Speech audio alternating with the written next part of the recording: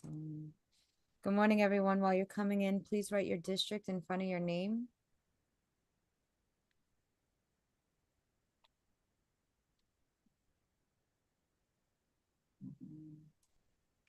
Okay, we are on. Okay, Sebastian, can you make the announcement for the Spanish line? Yes, of course. Good morning, buenos días, bienvenidas, bienvenidos. Para escuchar este evento en español, por favor marcar al 347-966-4114, seguido del código 470-214-656 numeral. Una vez entren a la línea, por favor, silencien sus micrófonos y evitamos ruidos de fondo. Dejo la información en el chat de Zoom. Muchas gracias. Thank you. Thank you, Sebastian. Okay, it is 9:34. Would someone like to make a motion to open the meeting? Motion? I motion. That was Violetta and Ashley? Yes. Okay. Okay, and now we're gonna take attendance. Josephine, you want to do attendance? Or you want me to do it? You're muted.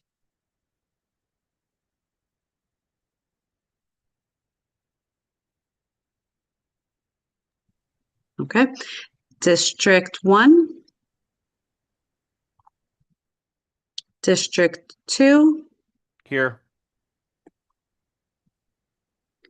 District 3. Here. District 4. District 5. District 6. District 7. District 8. District 9. 8 is here, Dis- they said in the chat. Okay, thank you. District 10. District 11. District 12. District 13. Here. District 14. District 15. Here. District 16. Here. District 17. District 18. District 20, I am here. District 21. I'm here. District 22. Here. District 23. District 24. District 25. District 26. District 28. District 29, Priscilla is here. District 30 Becca's excused. is excused. District 31. Here. District 32.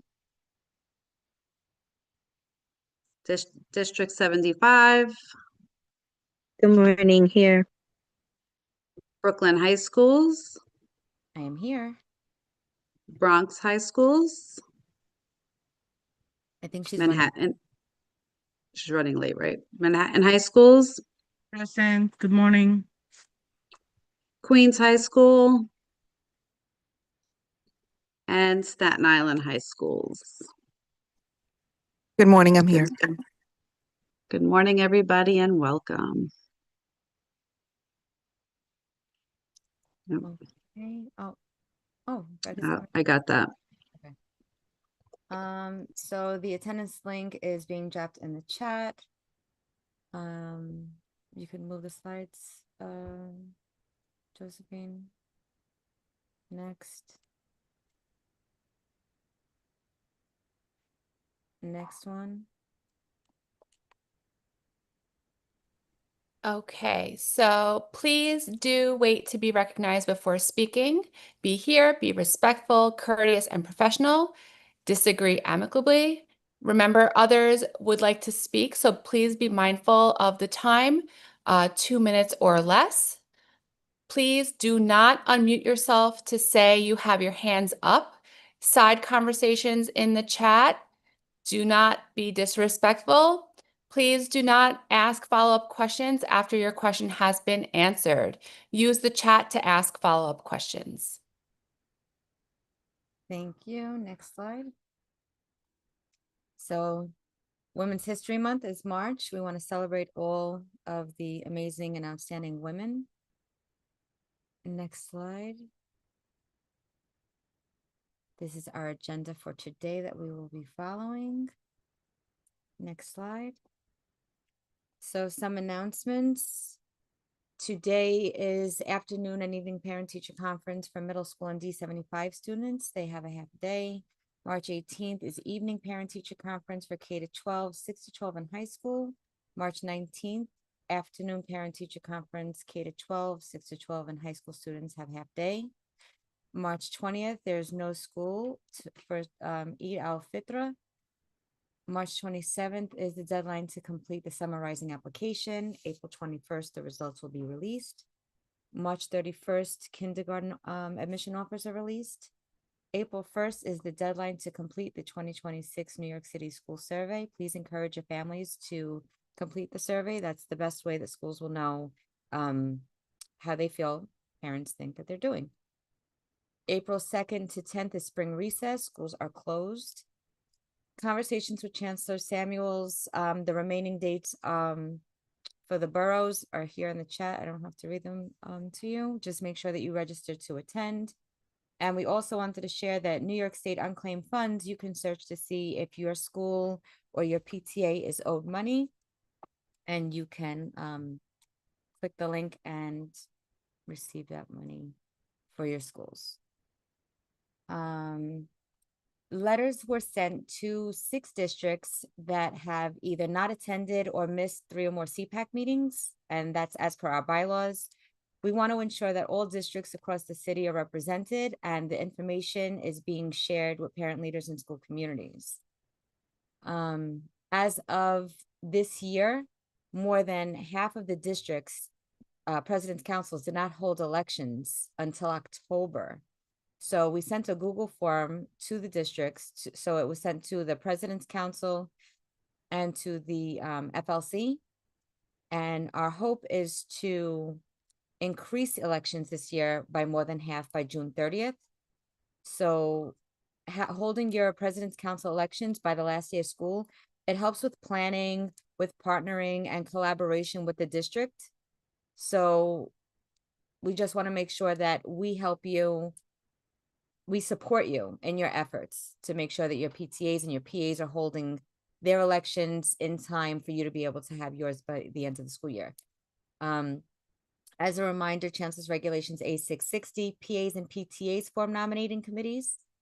President's councils hold a single annual meeting to nominate and elect officers, and it must be conducted as expedited elections. So if your President's Council or your PA-PTA does not hold elections by June 30th, your term ends. So you are no longer on President's Council or on a PA. You don't hold it through the summer. You don't hold it until September. And then if they weren't completed, then the superintendent's office is responsible for assisting and supporting the elections by September 30th. Anthony, do we have that election form? The new election forms? We should most likely have it by tonight so we can send out to everybody. I'll send it to you. Okay, so we have new PA, we discussed it last month that we have new PA, PTA, and President's Council election forms. It no longer asks for the home address of the parent leader. So no more personal private information is being shared. So all President's Councils and CPAC are able to receive the election certification forms. CPAC committees, so we have them listed here. The summaries were emailed to all voting members as promised. We'd also like to make an announcement. We are welcoming back Rashida Brown Harris back to the Wellness Committee as the Chair Pro Tem. When the committee meets, the members will vote for the new chair or co-chairs. So we just want to welcome her back. Sebastian, do you want to make the Spanish announcement again? Yes, of course. Buenos días, bienvenidos, bienvenidas. Para ingresar a la línea de español, por favor marquen al número 347-966-4114, seguido del código 470-214-656 numeral. La información está en el chat. Por favor, cierren micrófonos una vez accedan a la línea. Thank you. Thank you. So now on our agenda, we have a vote to change our May 14th CPAC meeting from virtual to hybrid. And we would hold it at Tweed. It would be the same time, you know, everything would be the same except for it would be in person. May is Mental Health Awareness Month, and we'd like to see if we could bring all our members together in person while still having the virtual option for those who may not be able to attend. So we'd like to take a vote now. If you're going to vote, if you're voting yes, that means that you are planning to attend in person. If you really don't think you'd be able to make it in person, please vote no, because we don't want to have a meeting in person with 6 members. Josephine, you want to take the vote? Yes. Okay. Okay, so let me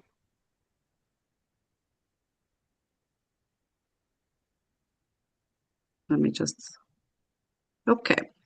So District 1, They're not here. District 2, Yes. so yes for in person. District 3, Can I just have a clarity? What's the date again? It would be our regularly scheduled May 14th meeting. May 14th. Okay, I'll say yes. okay. District 8,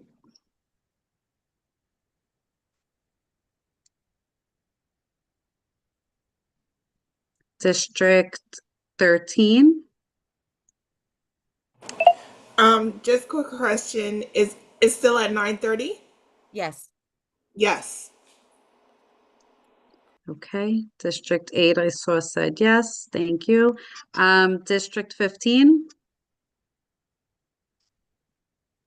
What's the location of the meeting?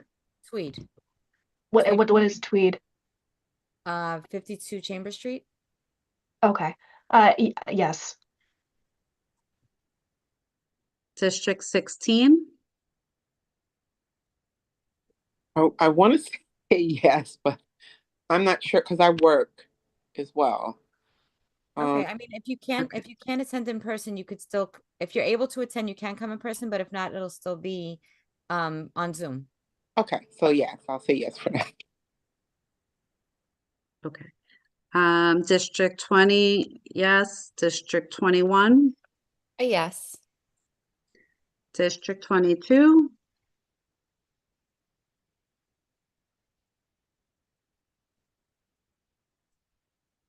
Sorry, yes, District, it's a yes for District 22. okay. District 29, Priscilla was a yes.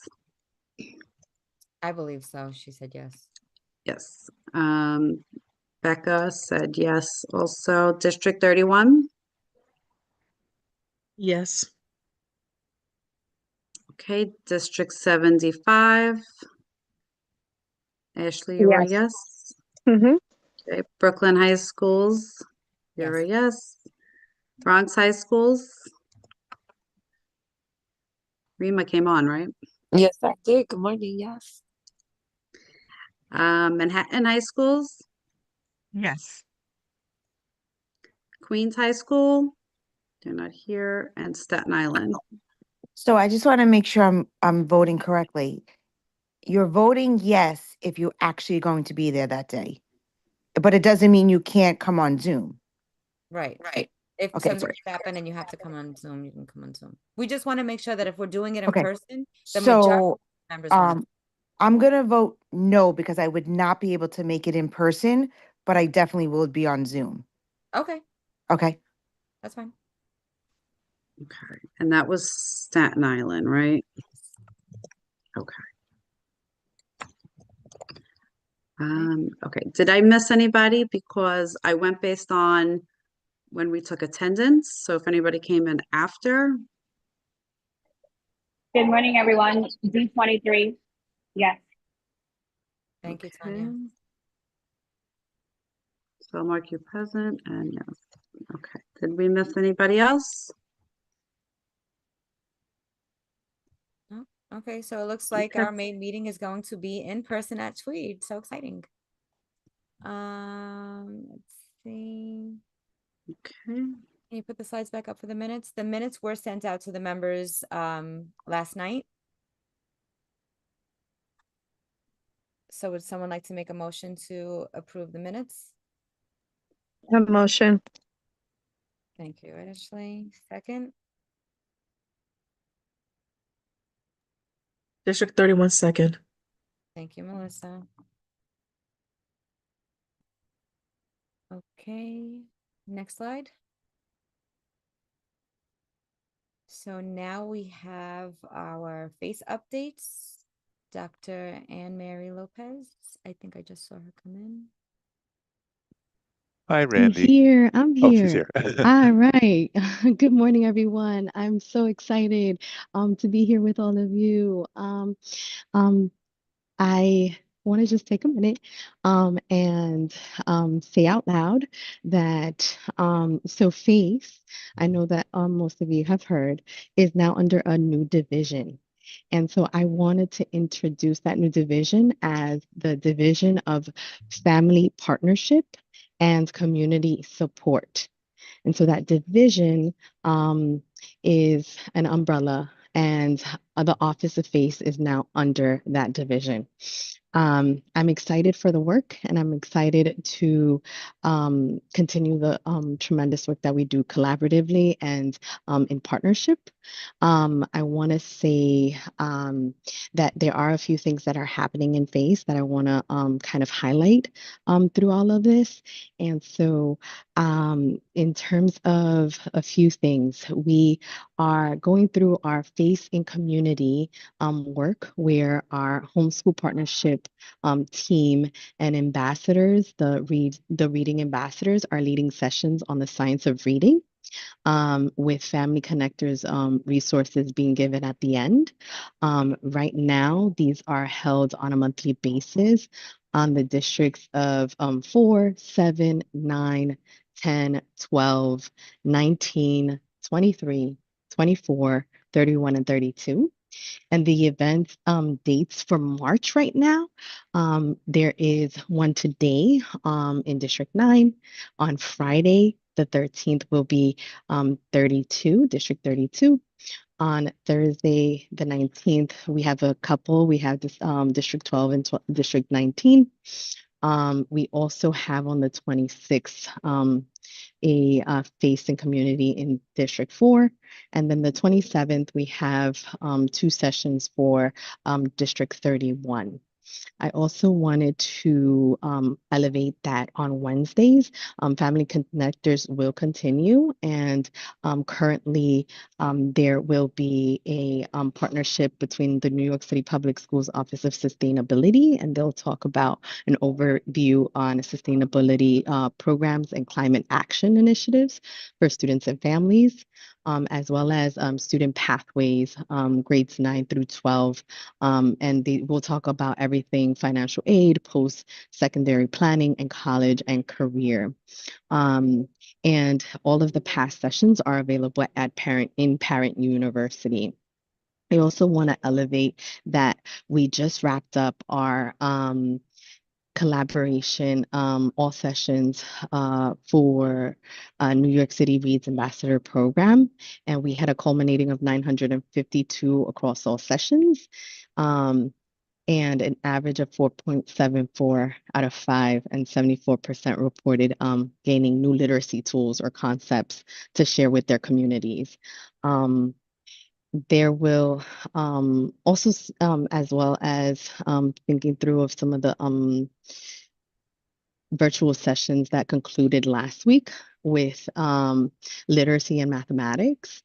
An average satisfaction rate of 4.79 occurred, and we have 1,656 unique attendees across all sessions. So we were excited about seeing all of the impact that we had through those particular programs. And so then I just want to announce as well that there are some city community education councils, town halls coming up. And so for March, we have March 16th, District 28 on Monday, which will be happening in JHS 217th Robert A. Van Wyck School. And that's in Queens. And then in District 20, we are going to be there March 30th, where we'll be in community for the town hall, encouraging all families to get involved in the Education Council and make sure that you have your voices heard across as well. And I just want to end it with saying this: Happy Women's History Month to all women. And I'm excited to always be in community. And I can also elevate the women that support me every single day, which is my daughter, who candidly is an honest human being, and I appreciate that. She's 12. So I say that out loud. And my mom and my grandmother, who honestly, I would not ever be anywhere without them. So thinking about how family is so important, but ultimately how strong women always are in support and always in community collaboratively and together. So that is all we have for FACE. Thank you, Randy. I appreciate the time. Thank you. Thank you, Dr. Lopez. I see in the chat, Ashley asks, how can all districts take part?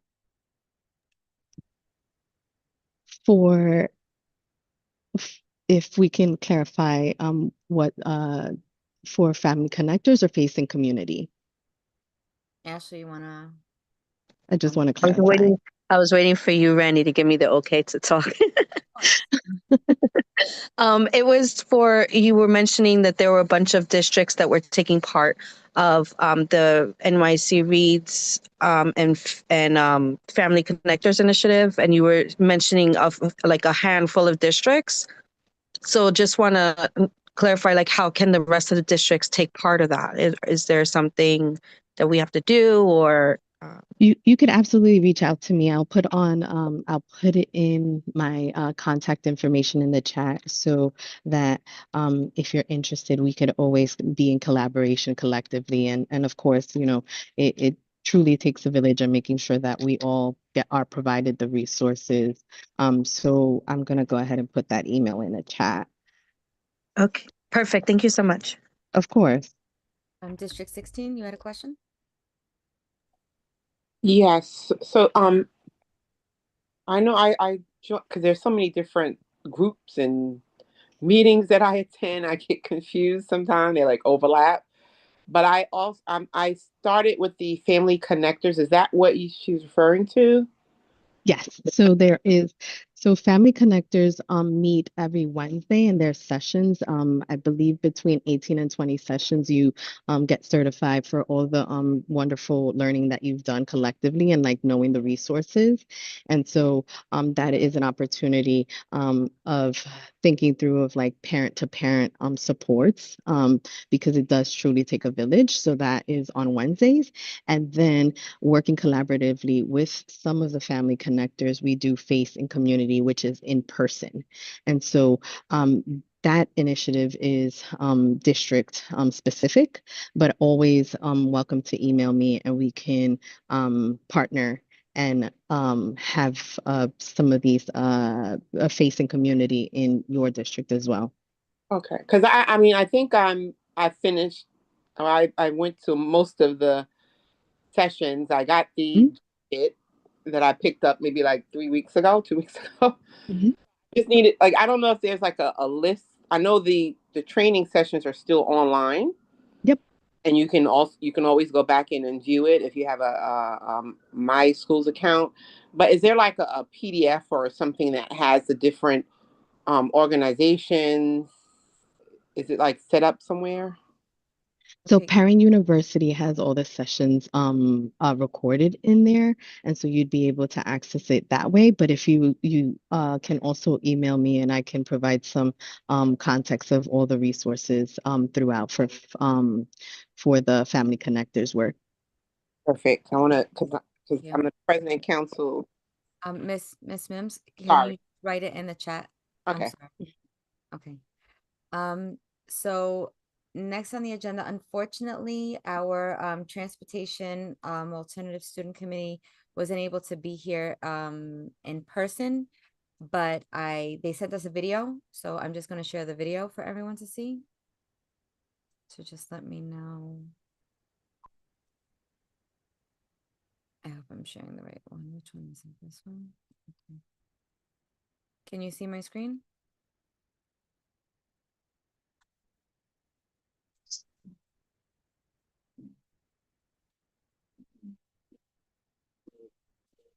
Can you hear it? Yeah, but I can't hear anything. Can't hear anything. You can't hear It's it? just very low. Is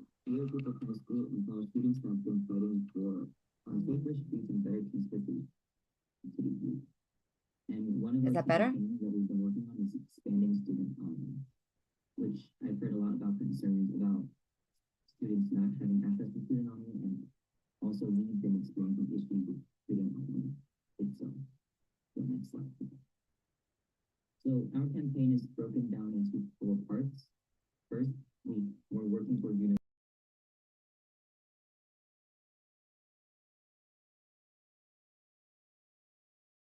yellow buses get student housing first. We're also hoping that they could expand the pride limit.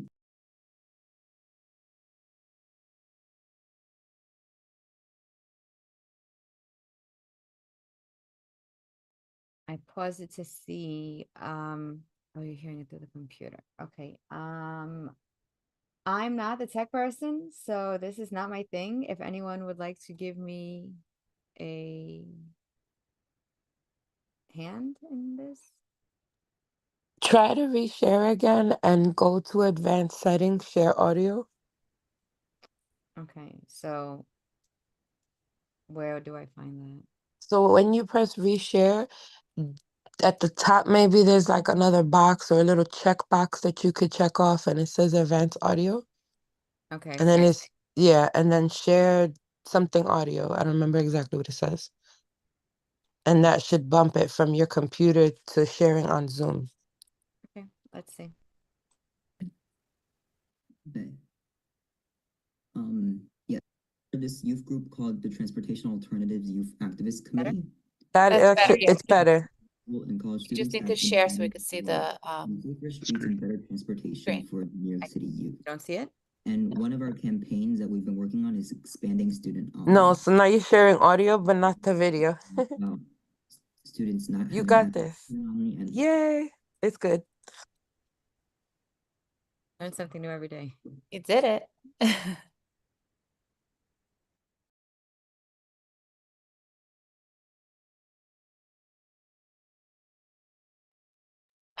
Just hit play. It is playing.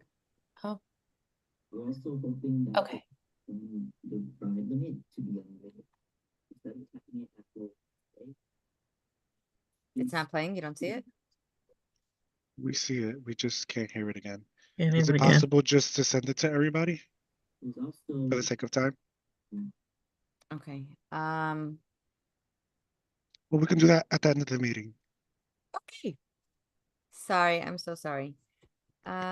So I did see that Sharon is here. Are you ready, Sharon? Because it's a little bit early. Are you good? You're muted. Mute. Good morning, everyone. I'm ready if you are ready. So good to see everyone, and thank you for inviting us to join and present. I'm going to share my screen. Is that okay? Yep. Okay. Give me 1 second.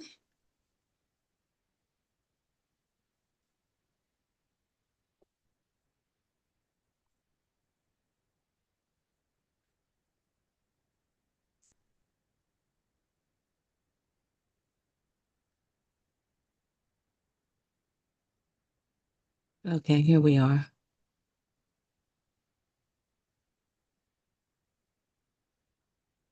Okay, I probably should start it as a slideshow.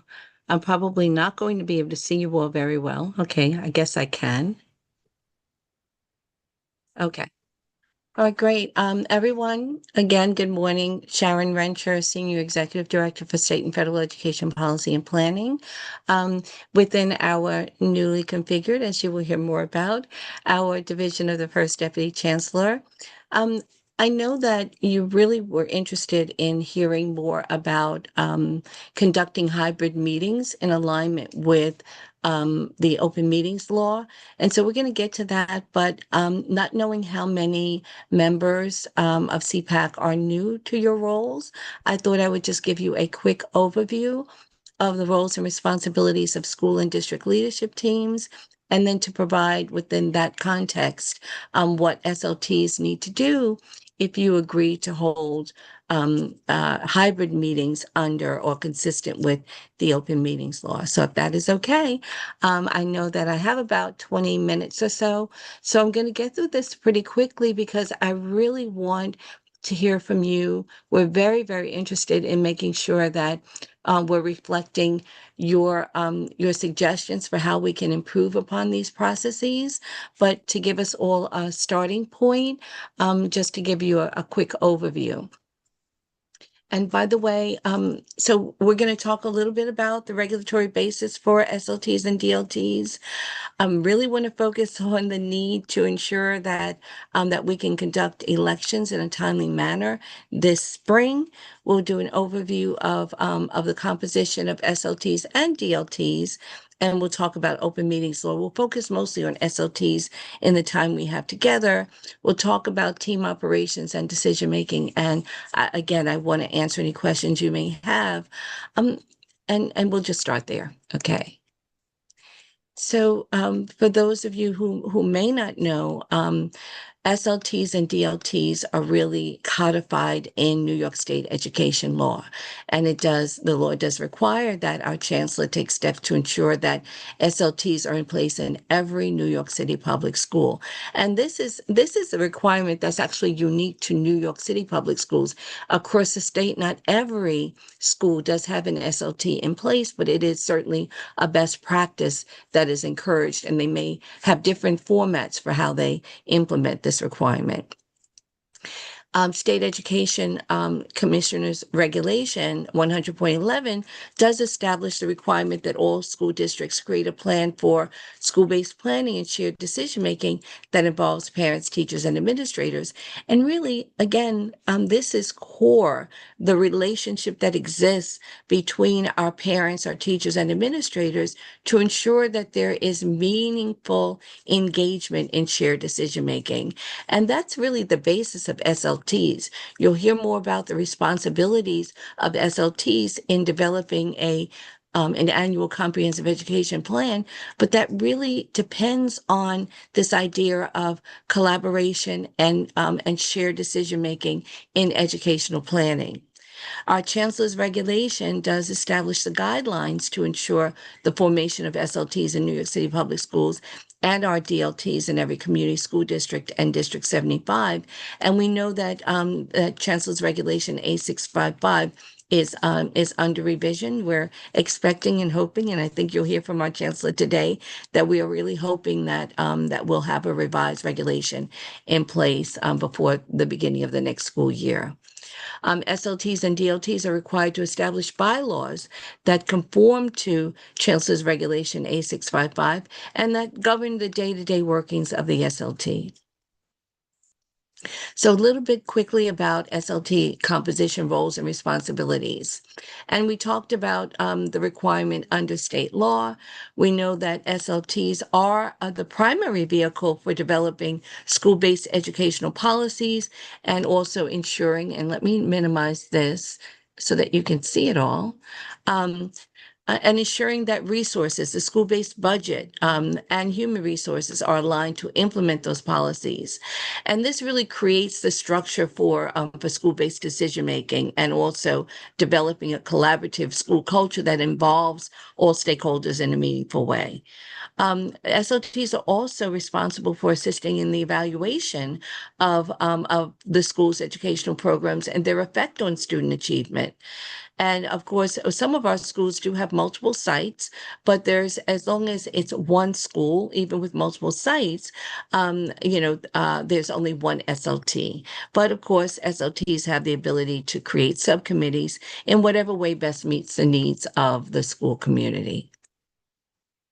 We talked about the fundamental purpose of school leadership teams, determining the school's educational direction, its vision, goals and priorities, and the key strategies that will be implemented to achieve the school's vision and its goals. And we talked about the need to ensure that the team develops a culture in which its shared goal really is focused on children, right? How we are meeting the needs of our students, assuring that they can achieve at high levels of learning. I'm going to just highlight just a few things on this slide because we really talked about this already. But the primary responsibility in terms of the work of the SLTs, what needs to be the outcome of the shared decision making and engagement is the development of an annual comprehensive education plan, or CEP, that is aligned with the school-based budget. It's essential that the SLT also consults with the Title I Parent Advisory Council, or PAC, in Title I schools regarding the joint development of the CEP, as well as the Parent and Family Engagement Policy and the School Parent Compact. We do expect that all schools are engaging in this way and developing a parent and family engagement policy, but this is a particular requirement that also is aligned with a federal requirement under Title I. As a reminder that the SLT does represent the entire school community and also has an expectation, a responsibility to regularly communicate with the stakeholders that the SLT members represent, so that all members of the school community are well informed about the work in engaging and improving student outcomes. A note that the SLT is not responsible for the hiring or firing of school staff. However, consistent with Chancellor's Regulation C30, the SLT must be consulted prior to the appointment of a principal or assistant principal candidate to the school. And the SLT is also responsible for providing an annual assessment to the community school district or high school superintendent of the principal's record of developing an effective shared decision-making process with the SLT. Composition of the SLT quickly. Currently, a minimum of 10 members. You'll see on this slide that I highlighted in blue the composition that is included in the revised A655. And I'm sure you'll hear more about that, but currently 17, proposed 19 to be inclusive of the Title I Parent Advisory Council chair as a required member, equal number of parents and staff, and of course, you also always have to consider the budget for remuneration of SLT members. And again, mandatory SLT members, the principal, the PAPTA president, the UFT chapter leader, again, in the revised A655, the Title I PAC chair, and then PAPTA co-presidents decide which one of them serves on the SLT. Additional members of the SLT, non-mandatory, but additional parents and pedagogic staff, teaching staff, and DC 37 members, excluding parent coordinators who can't serve on the SLT, but certainly are expected to support. In blue, you'll see middle and high school SLTs must include at least 2 students, and that is included in the revised A655. It also is a state requirement now for schools that are identified for CSI, TSI, receivership, or ATSI. 6 to 12 schools require that 1 middle and 1 high school student. Again, that's what's being proposed in the revised A655. And may I say, I just want to take the time to thank the members of CPAC and the parent members who played such a big role in informing the revision of A655, particularly Randy. Thank you, Randy. And Shirley is not with us, but Shirley played a tremendous role in this as well, as did other parents. CBO representatives may be included. Elementary schools are encouraged but not required to include students. That will be reflected in the revised A655. And it's important to note that students and CBO members do not count toward the requirement that there be a balance in parent and staff membership. The election of SLT members, we know that SLT members must be elected by their own constituent groups in a fair and unbiased manner, determined by the constituent group themselves. Elections must be open to all members of the constituent group.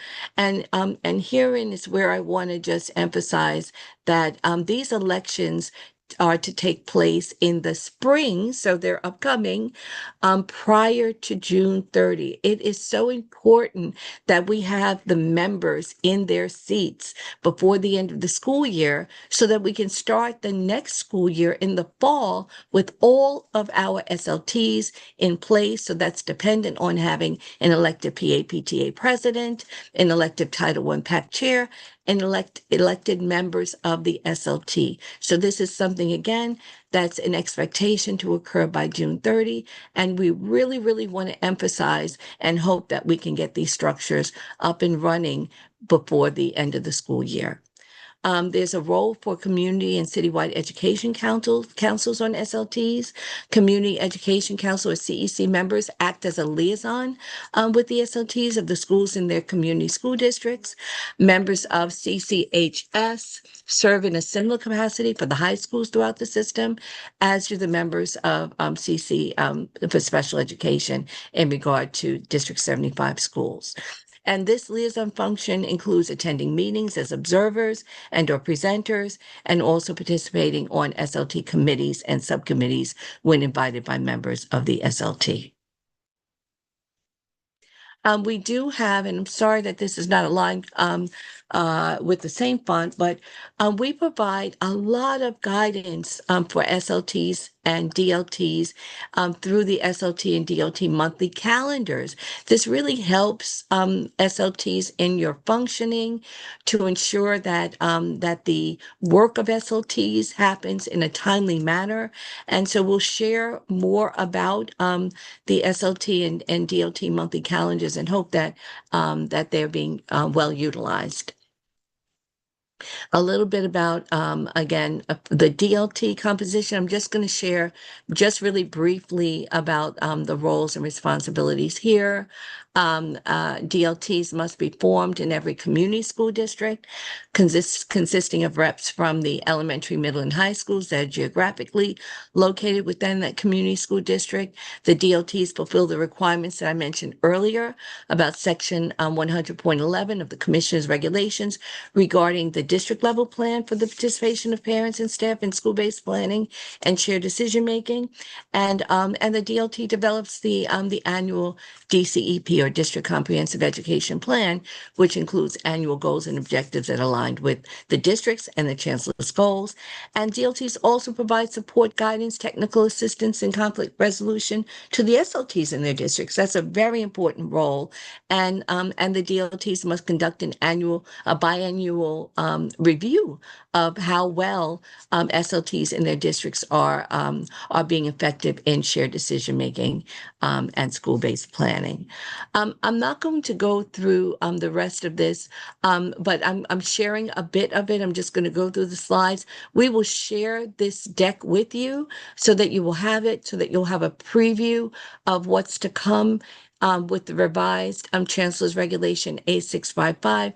This kind of summarizes, what you will see reflected there. But more to come there as well. So you'll be able to see where there are some crossouts, where there are some additions, and there are some changes to the Citywide High School Subcommittee, which would be known now as the Citywide High School DLT Committee. Again, and ensuring that there is more robust engagement and discussion representing not just the citywide perspective of high schools, since we know that our students have robust choice to select high schools from across the city that they would like to attend, but also some of those issues that are more local to the boroughs. So those conversations we know are ongoing already, but will be codified in regulation. I'm going to pause there. I'm going to stop sharing so that we can see each other, because I do want to talk a little bit about SLTs, who are, again, responsible to follow open meetings law, and what that means for SLTs who want to conduct your meetings in a hybrid fashion. So there are a few things that are required. One, the SLT must first determine that that is something that they will agree to. And that agreement must be codified in the SLT's bylaws. So specifically in the SLT bylaws, it must state the circumstances under which hybrid participation or virtual participation will be allowed. And SLT should also consider specifically as well any mobility challenges that SLT members may face, but they can determine other circumstances as well. But mobility challenges will be one that certainly should be considered. And even with hybrid meetings, if an SLT decides that they will allow hybrid meetings, in person must still include a quorum of SLT members. So you still must have a quorum of SLT members in person, even as you may have members who are participating virtually based on what the agreement of the SLT has been and is documented in your bylaws. I do know as well that there is some effort underway, some proposals to the state legislation during this period of time where, the state legislators are working with the governor's office on the enacted budget for the next school year, that there's a recognition that during the pandemic, we had a huge increase in parental participation in SLT members because of the convenience of being able to participate virtually. So there may be some changes. I know there's some changes that are being proposed, and if there are changes, then we'll certainly update you with this information. And now I'm going to pause because I do want to just say one more thing. We are really intent on ensuring that we're expanding the way we provide training to SLTs and DLTs. In the fall, through in-person meetings that are offered at the district level, and also pre-recorded on-demand trainings through webinar that parents and SLT members can access at your convenience and have at hand and re-review and ensure that you have access to that on-demand training. And in the spring, training again that really focuses on CEP development. So in the fall, the training really focuses on roles roles and responsibilities of SLT members and team operations and consensus building. But in the spring, it really is focused on the needs assessment, the goal setting, the action planning that happens through the CEP development. And we also, as you know, plan a citywide SLT DLT conference in the spring, and we're hoping to be able to announce a date for this spring's conference as well. So now I will stop there. I will answer any questions you may have, and also encourage you to recommend to us anything that you would like us to see in our processes to strengthen the way we support you. So thank you again for inviting me, and please, I welcome any questions. Thank you so much, Sharon. That was so informative, especially for the new members who are not aware of their responsibilities. A question was asked about hybrid. If you are, so it's like a two sides. If you are physically unable to get into the school building, whether they are accessible or not, is that an extraordinary circumstance, and would you count towards quorum if you were the virtual person?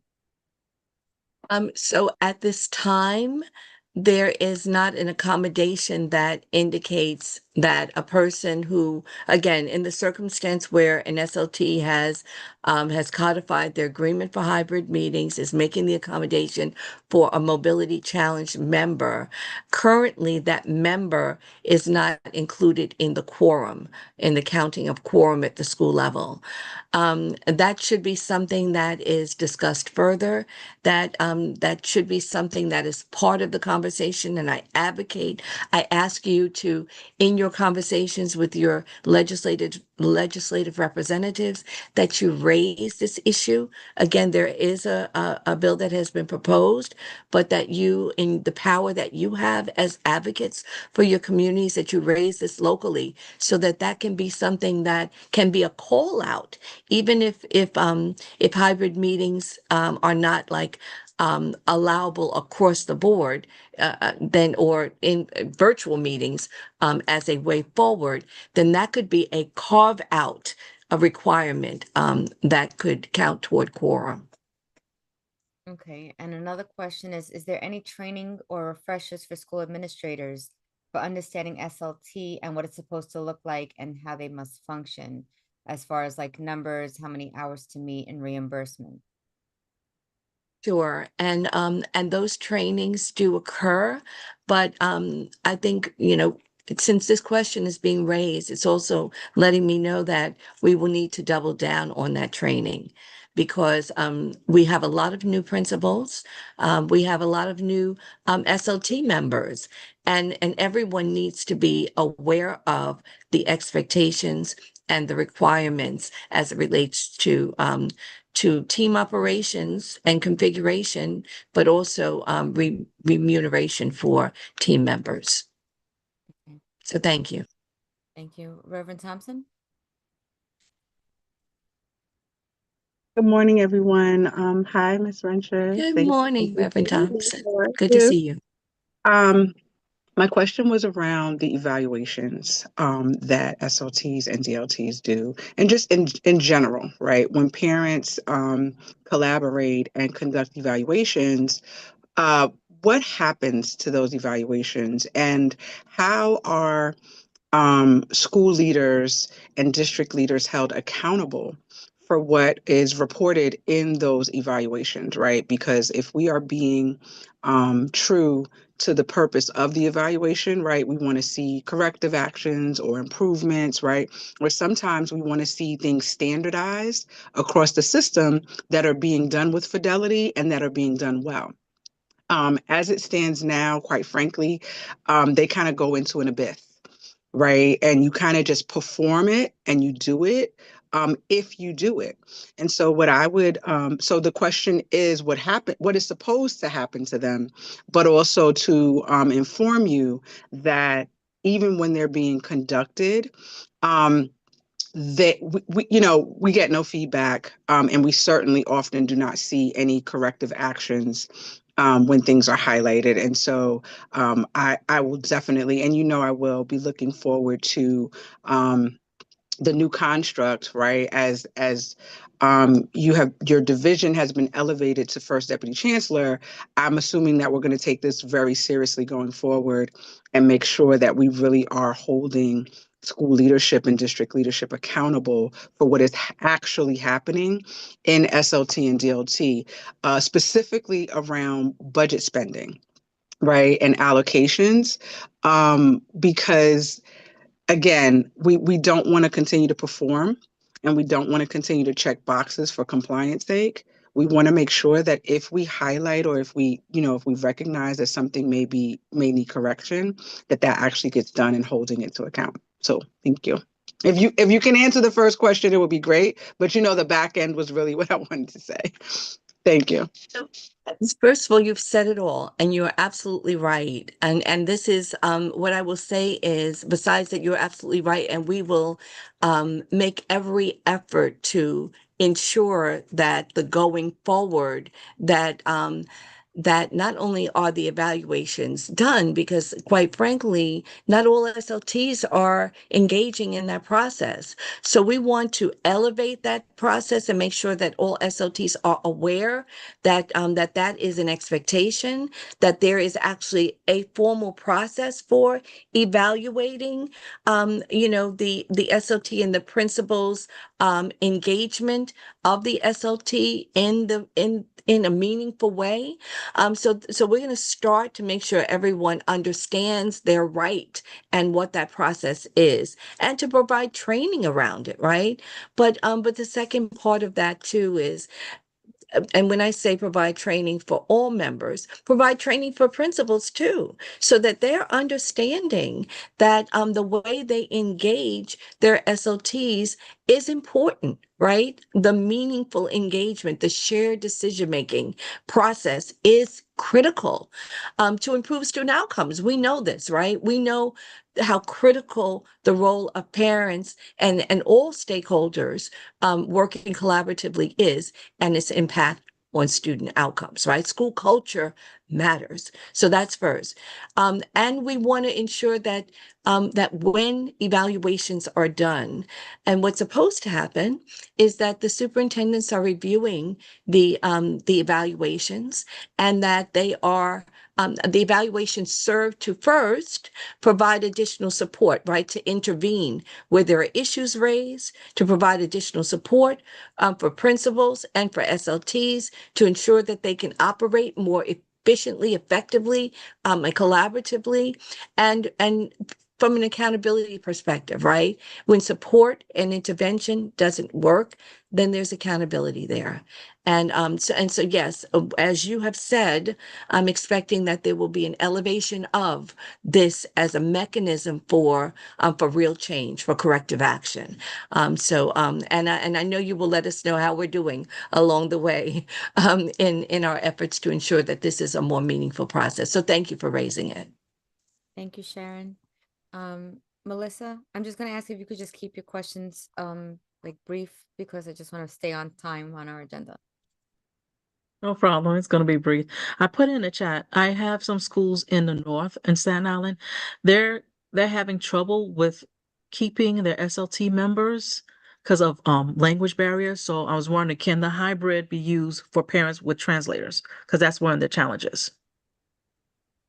Yes. So whatever we can do to make sure that that we are enabling parents to access and actively participate in SLT members in a meaningful way in their native languages is critically important. So whether that means the school is utilizing its resources to provide translation interpretation services in person, as well as being able to, I mean, I can think of a number of different ways where even if a member is in person, that they have access to an interpreter who may be virtual, right, through the phone lines that are usually provided as well. So I think we have to be creative, but the answer is yes, absolutely. Whether a member is participating virtually, you know, again, if an SLT has agreed that that is a hybrid model that is allowed, or a member is in person, I think there are several ways that that can be accomplished. But the bottom line is we have to ensure that we are making that accommodation to enable our SLT members all to participate either in English or in their native languages.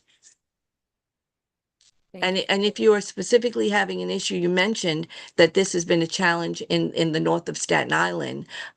Happy to to engage with you, to work with the superintendent and their team to figure out where the challenges have been and to make suggestions for how we can immediately resolve that.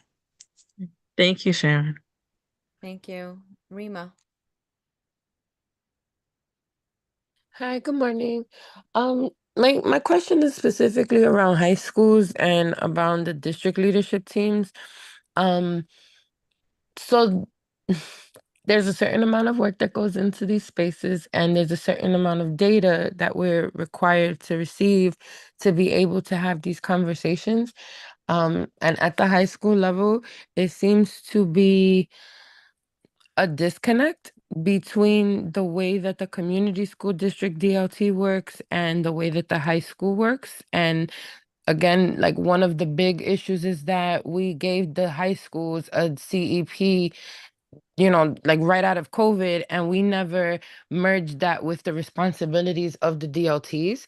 There isn't a high school DLT, and the DLT, the high school subcommittee doesn't function as a DLT, not the way that the D1 through 32 ones work. And so there really isn't the space to present this data is not built in necessarily. And I find that sometimes when requesting it, the expectation for the high schools is not clear on what they're supposed to share, or if they're allowed to share things, or that the requests are outside of the scope of the leadership team, which again, if it's in the DCEP, it's not, but that's, maybe a conversation for you with the superintendents. But how do we then get support when we are asking for information that we require to function on this team and are being denied the information over and over? I do want to say that there has been an improvement in what is presented, and there is a bit more of a robust conversation that is, I'm going to use the word being tolerated, just honestly. But we're still not getting everything we're supposed to get. And I know there's a central template. And so I'm confused why we haven't rectified this high school issue, because as parents, we end up wasting time in these spaces, not able to perform our function when leadership is telling us that they don't have to provide us this or that, or we're having to escalate it to central to then receive half of the information back.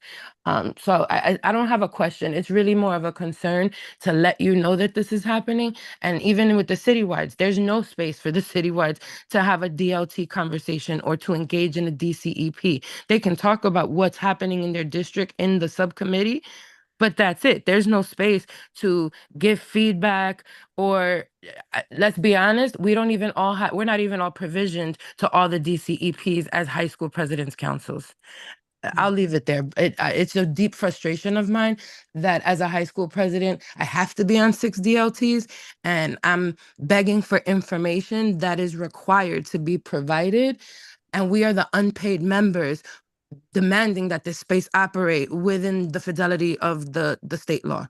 Thank you.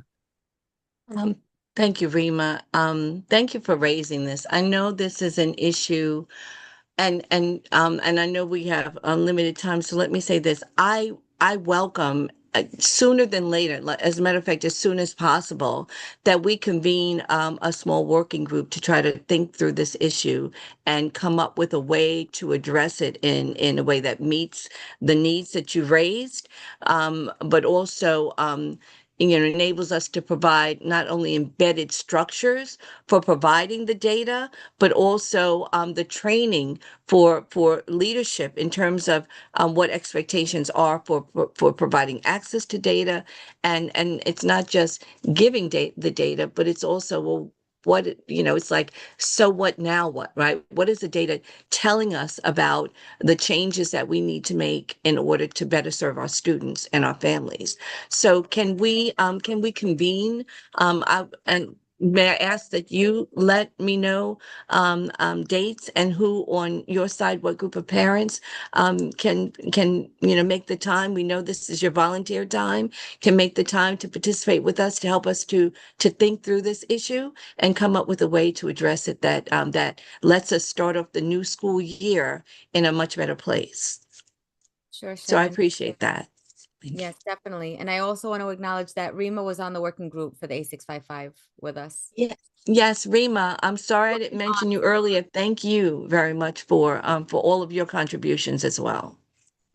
Okay, so now, Sebastian, is there any questions in the Spanish line? No questions in the Spanish line. Okay, thank you. I have like my whole team behind me as well. You know how you guys have in the DOE. I have my amazing volunteers. We're all volunteers, reminding me about the Spanish line and the announcements and all the things. So thank you. We are going to move on to our Jeopardy. Josephine, the slides.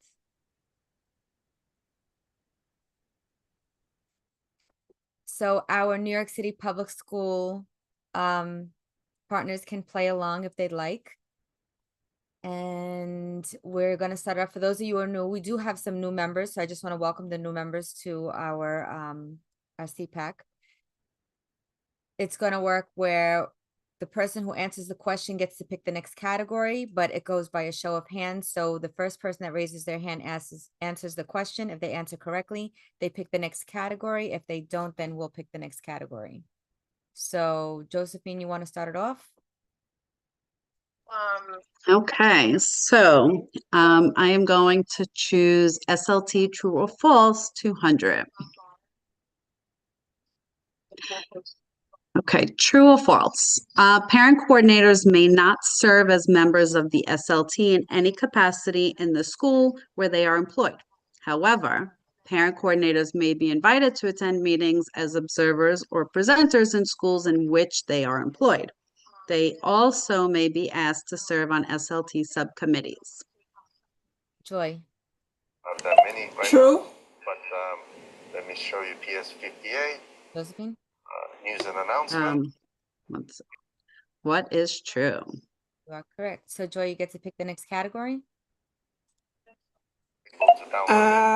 Let's go with Illustration. So here we go. acronyms for 200. Download them. What is CEC?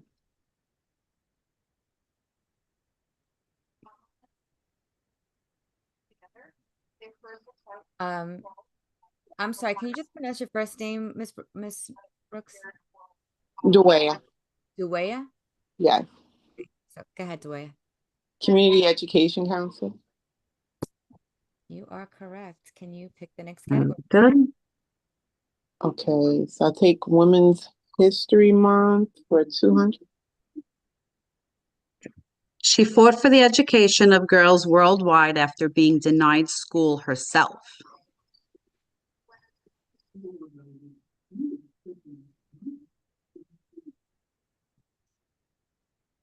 Reverend Thompson?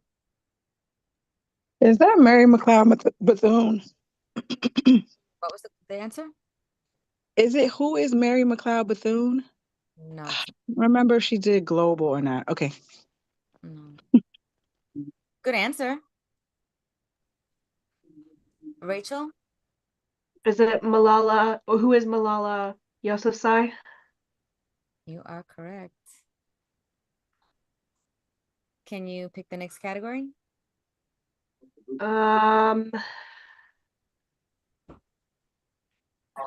Acronyms for 300. What is CTE.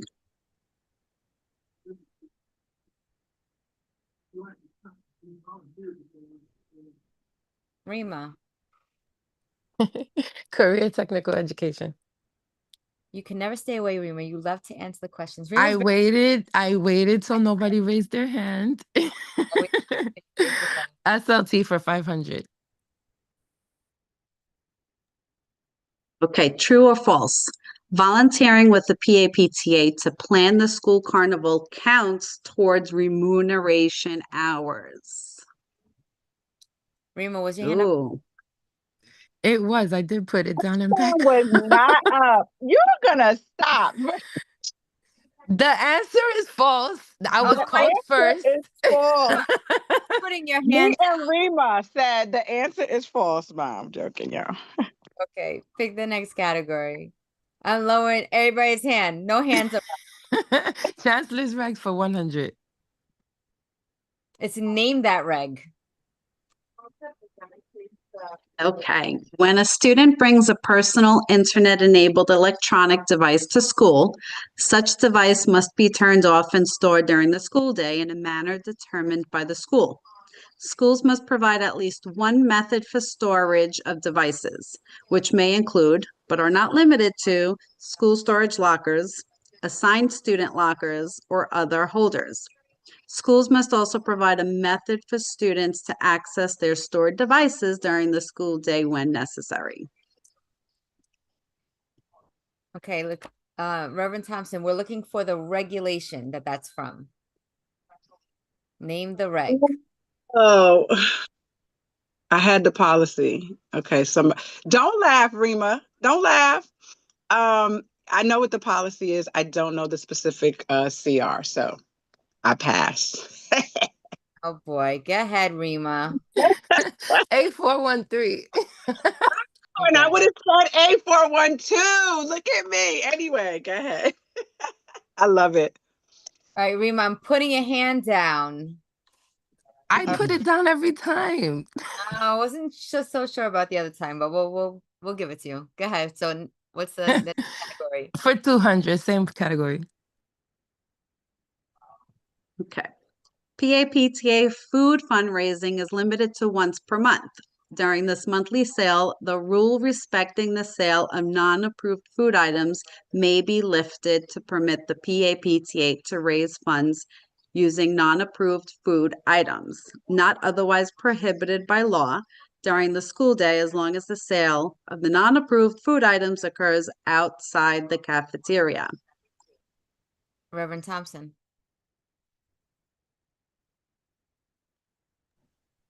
What is CRA 660?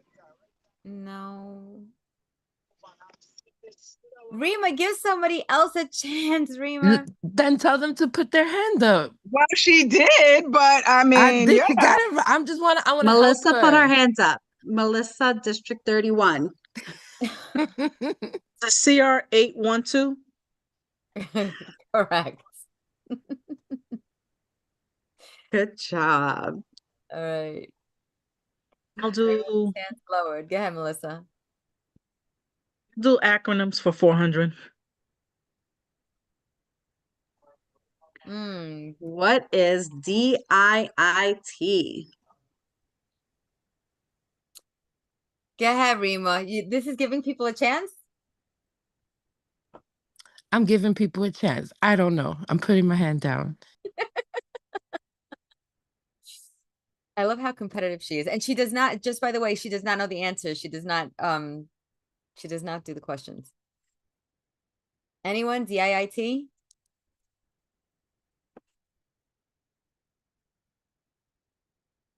All right, go ahead, Rima.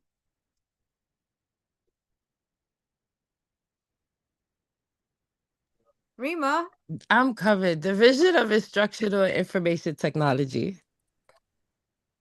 Go ahead, Rima. Good job, Rima. Listen, we best friends that break up every day. That's why. Acronyms for 100. What is NYCPS?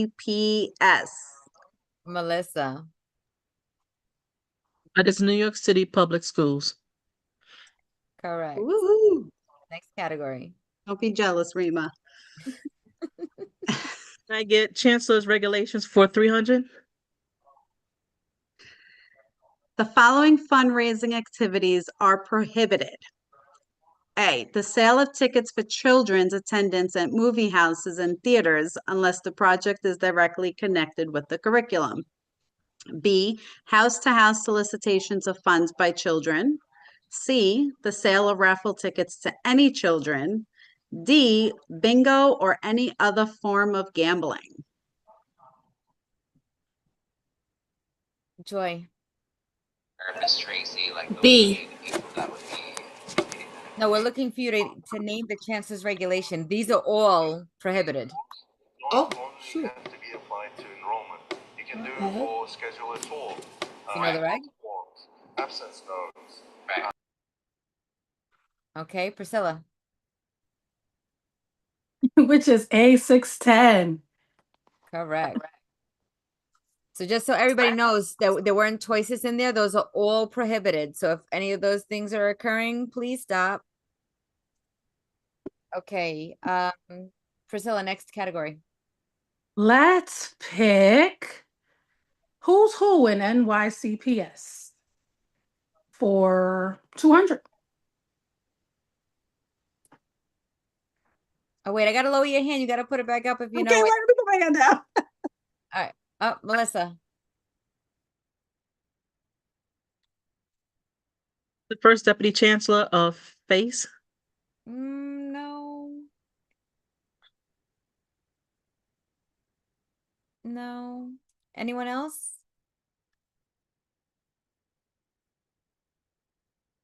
And it's actually a new title, but name and title, name.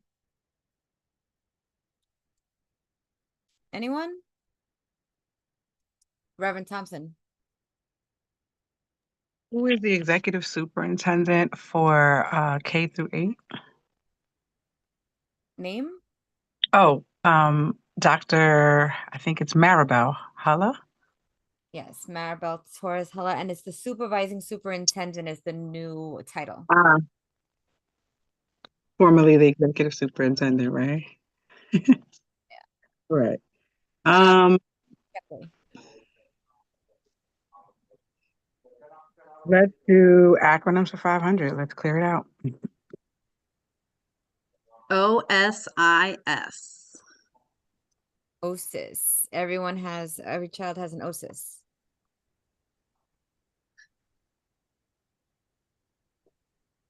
Anyone?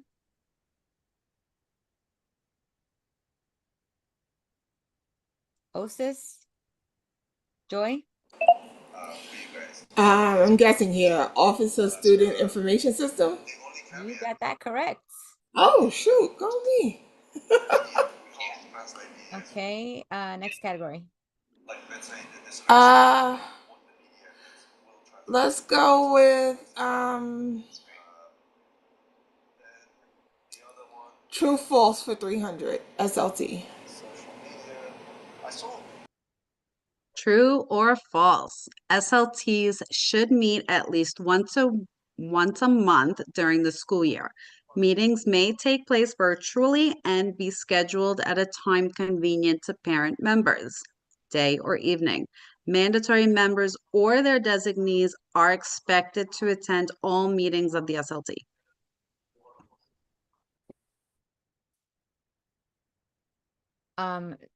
Oh my God, I forgot how to say your name again. I'm so sorry. Duaya. Duaya. I'll get it. True. For 300. No, it's not.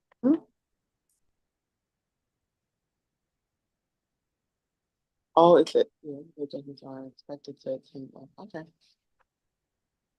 So it says meetings may take place virtually and be scheduled at a time convenient to parent members.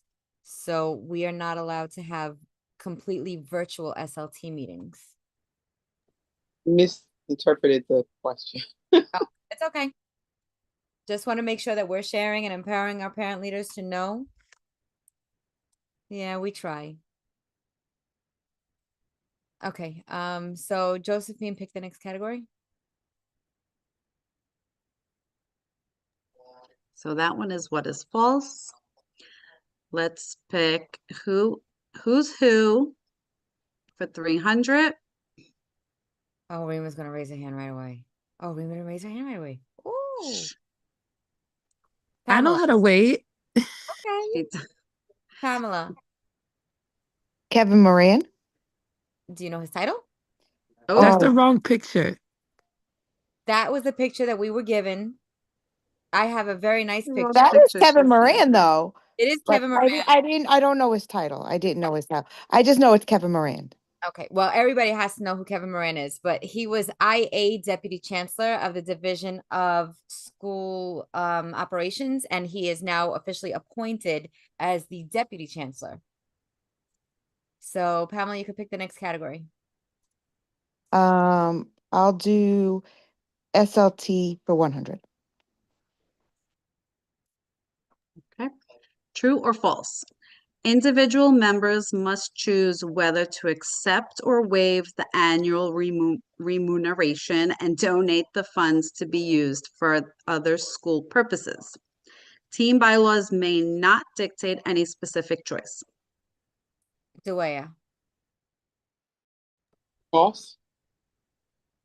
It is not false. It is true.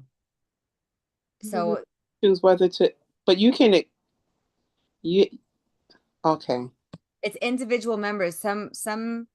Sometimes the information that's shared is that the team must reach consensus to all accept or not accept, but it's actually individual members. So you can have 7 members choose to waive it or 7 choose to accept it.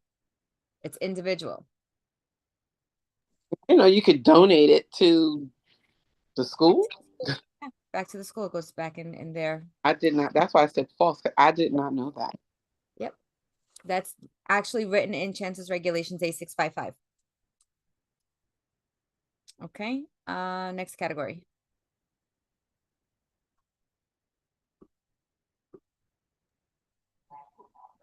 Let's do Women's History Month for 100. She broke barriers as the first Latina Supreme Court justice, impacting education-related cases. Joy. If you're talking, you're muted. Yeah, I'm sorry, I couldn't get off mute. Supreme Court Justice Sotomayor. Okay. So Correct. that's when we started Sonia actually Sotomayor. building networking NYC. Category. Beforehand, we couldn't do that. Okay, let's go with who's who in NYCPS 100. In terms of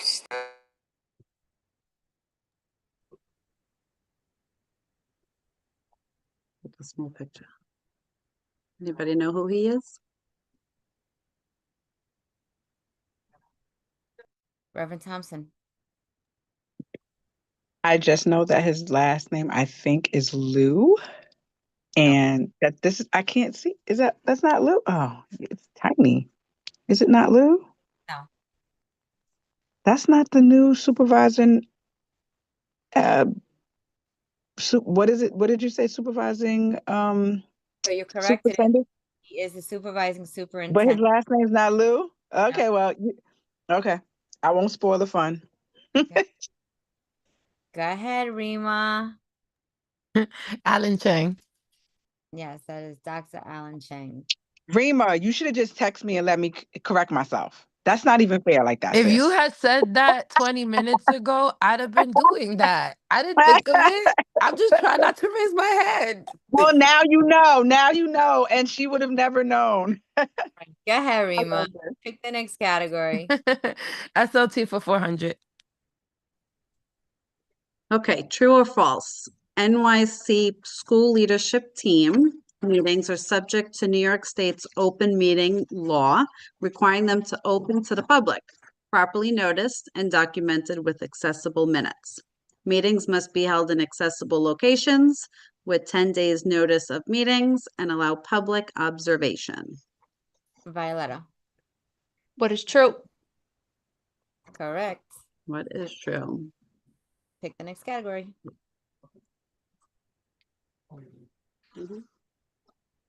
Violetta, next category. Sorry about that. Can we get, oh my, let's do women's history for 300. Wait, This woman-led movement pushed for public education and child labor laws. just want to remind our New York City Public School partners that just joined, if you'd like to play, you could just raise your hand and play along.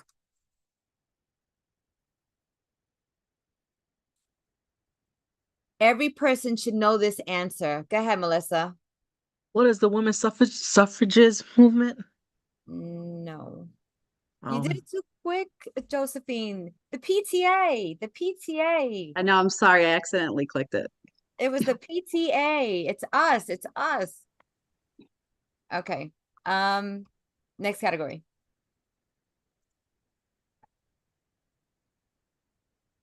Go ahead, Melissa, pick.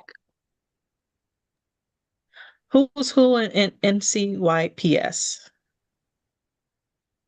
For 400? For 400, yeah.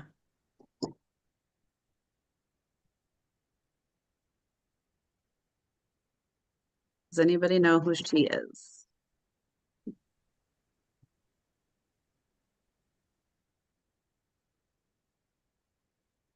Anyone, you guys should all know who this is. I can chime in, but is that unfair?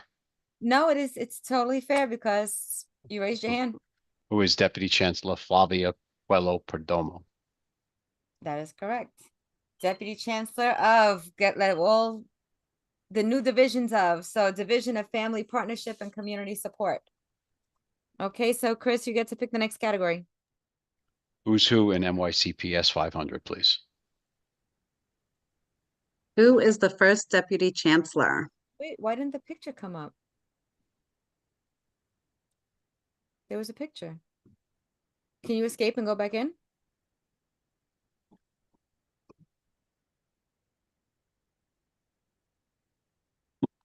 Picture there. But But you oh, answered the question, there's Melissa. no picture. Sorry. All right. Do it again. Who's the It first could not deputy be chancellor? her. It could be someone else. But where's the picture? The picture, I see the picture. You see the picture? Yeah. Oh. Go ahead, Melissa. It's Danielle Giu. Ginter. Ginter, yeah. And that's so funny. We're answering the question. Wait, leave it up a minute, Josephine, because we're answering the question and she just came on the meeting. But I don't know where her picture is. Her picture's here. Well, I'm here. You are here. Your picture was there, but you are the $500 question in the Who's Who in New York City Public Schools. Okay, so next category. Chancellor's regs for name that reg for 400.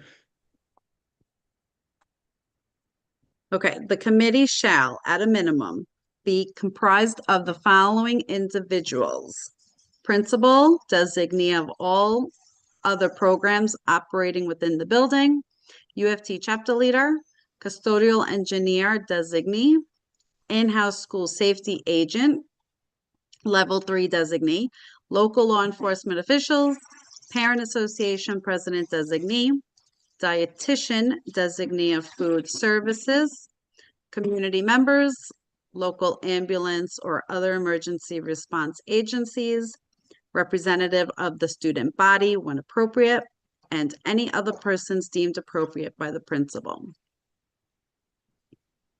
Name that regulation.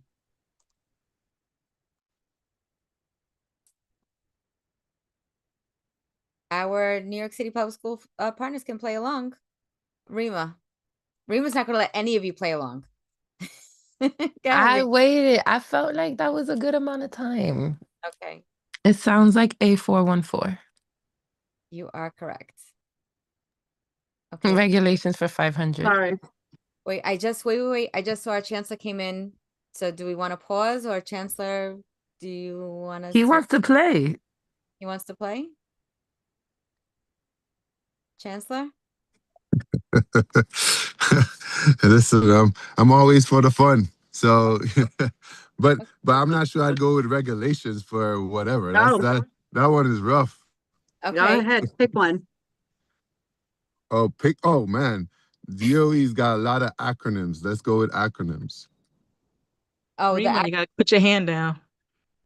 Acronyms is completed. So we have Women's History Month for 400 and 500, and name that reg for 500.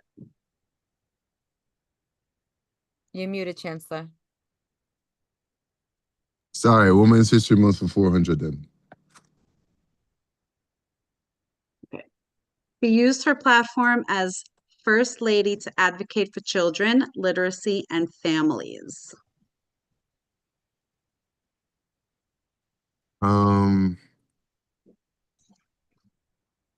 Roosevelt.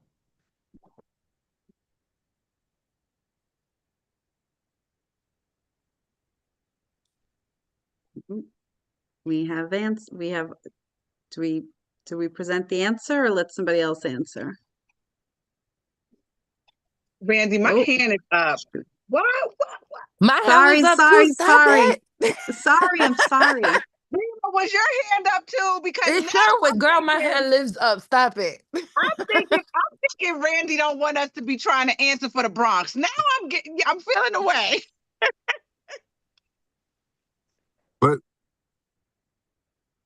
But Michelle Obama did a lot of other things. She did, and I Michelle agree with you, Obama, I think of Chancellor. her like when it comes to like nutrition. Nutrition, and, like, me too. Yeah. So I don't know. Barbara Bush We did a with lot of you. literacy too. Yeah, just true. saying. Barbara Bush I did put a lot. Barbara Bush. I vote for Barbara Bush. Yeah, I because vote she for actually Eleanor did more. Roosevelt, too. Barbara Bush did more around literacy Yeah, than yeah. I It's mean, a okay. lot of, We in agreement. We're gonna redraft this. We got this. Well, Yeah, it's on record. So Yeah. now everybody knows there's multiple first ladies who did a lot about education. How about that? Yeah. Oh, Okay, that's funny. I'll choose the next one. Women's History Month for 500. Women's History Month reminds parent leaders that advocacy, care, and leadership in education often begin here.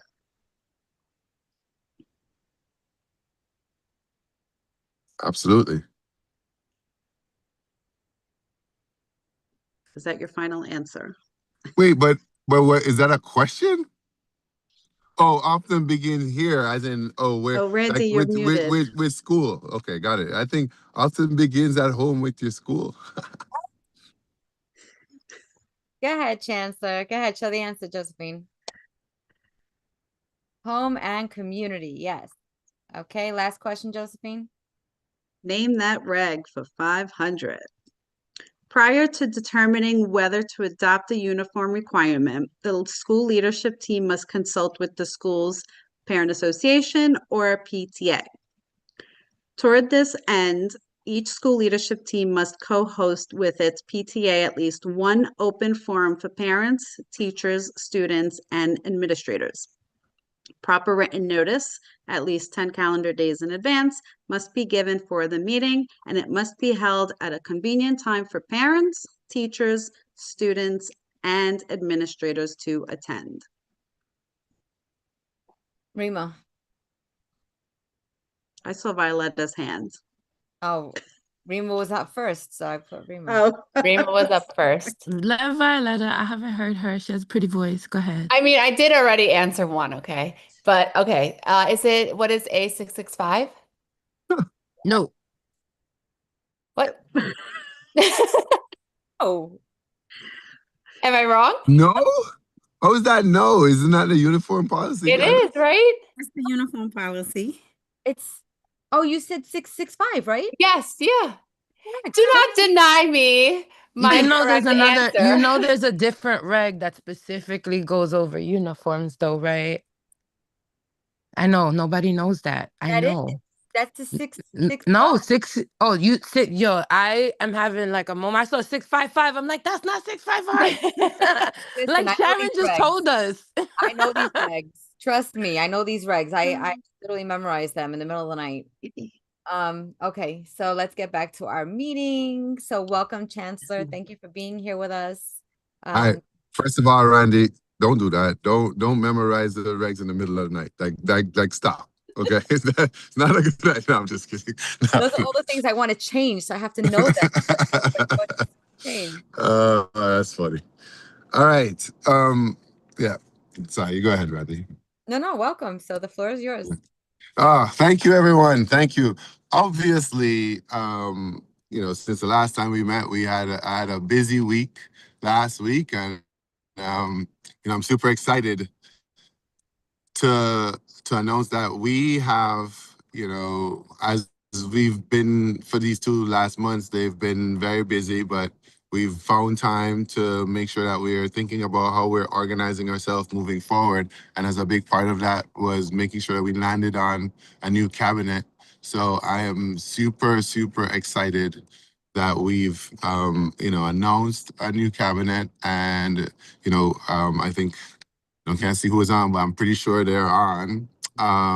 And specifically as it relates to this group, I'm very excited to announce our new deputy chancellor for community and parent partnerships. That would be Flavia Puello Palermo. And so if she's on, Flavia, I would like you to come off mute and say a couple words to this group. Hi, good morning, everyone. Thank you, Chancellor. Delighted to be here this morning. Randy and everyone who had personally reached out to me to welcome me to the group of the parent community. I'm excited to be here, both in this role, but also as many of you know, as a parent in DOE.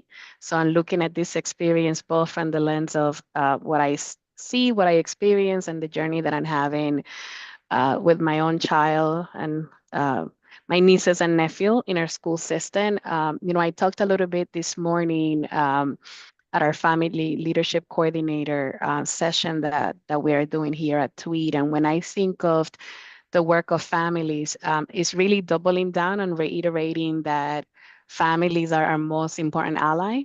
We love our children that come into a school every day, and it's the biggest responsibility. I remember as a parent in early childhood when my son started at DOE at 4 years old, freaking out the first day that I was like, am I really going to be okay leaving my son somewhere? And my son really, prior to that, did childcare for a short period of time and was carrying the home. And like, that was the only place where I had to leave my kid and then go away to go on with the rest of my day. And it was nerve wracking, even with all the security that I had on our school system. So the level of trust that each of our families place on us every day when they walk that child to make sure that they're supported, that they love, that they're care, and that they have an opportunity to learn.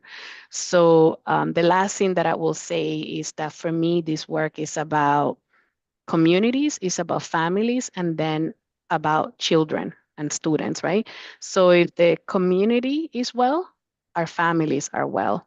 And if our families are well, then our students, our children that we support are well and ready to learn. So really looking at that ecosystem that exists all around to make sure that our kids can thrive each and every day. So I look forward to leaning on each of you, your experiences, and continuing to make the best school system in this country for all of the kids that attend New York City Public School, including mine. So thank you so much, Chancellor. Thank you so much for sharing. And we Thank appreciate you. that you're a parent too. That makes us, feel a little easier too. I know that we don't have a ton of time, but I don't know if you guys had any questions for us this time. We do. We definitely do.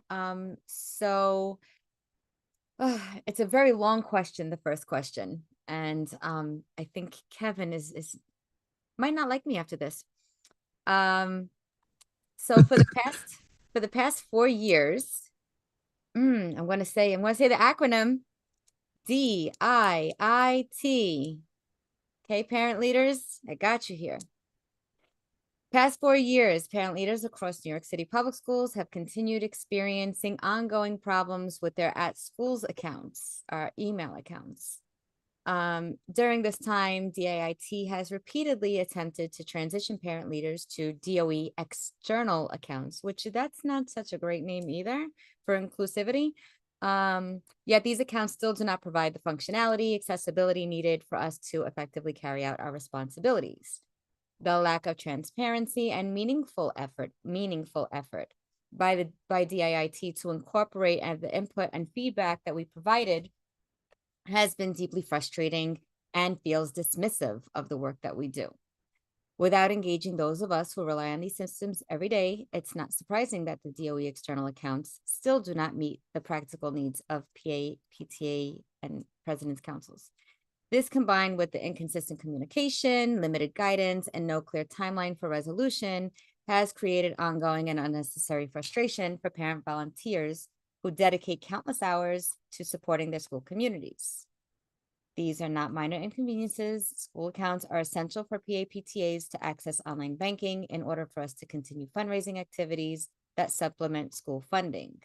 Additionally, the Zoom accounts that are connected to these emails and the continued access issues are actively hindering our ability to attend virtual meetings by New York City Public Schools, to empower us with the information we need, and then to schedule our virtual meetings, to hold our PAPTA and President's Council meetings to share the information with our school communities. So the question is, after 4 years of unresolved issues and failed solutions, what concrete steps will you take, Chancellor Samuels, and by when, to finally resolve these problems and ensure that parent leaders have reliable email accounts that allow us to do the work our school communities depend on and remain in compliance with Chancellor's regulations A660? You weren't lying that that was the long one, but thank you. I think is a very important issue. I know that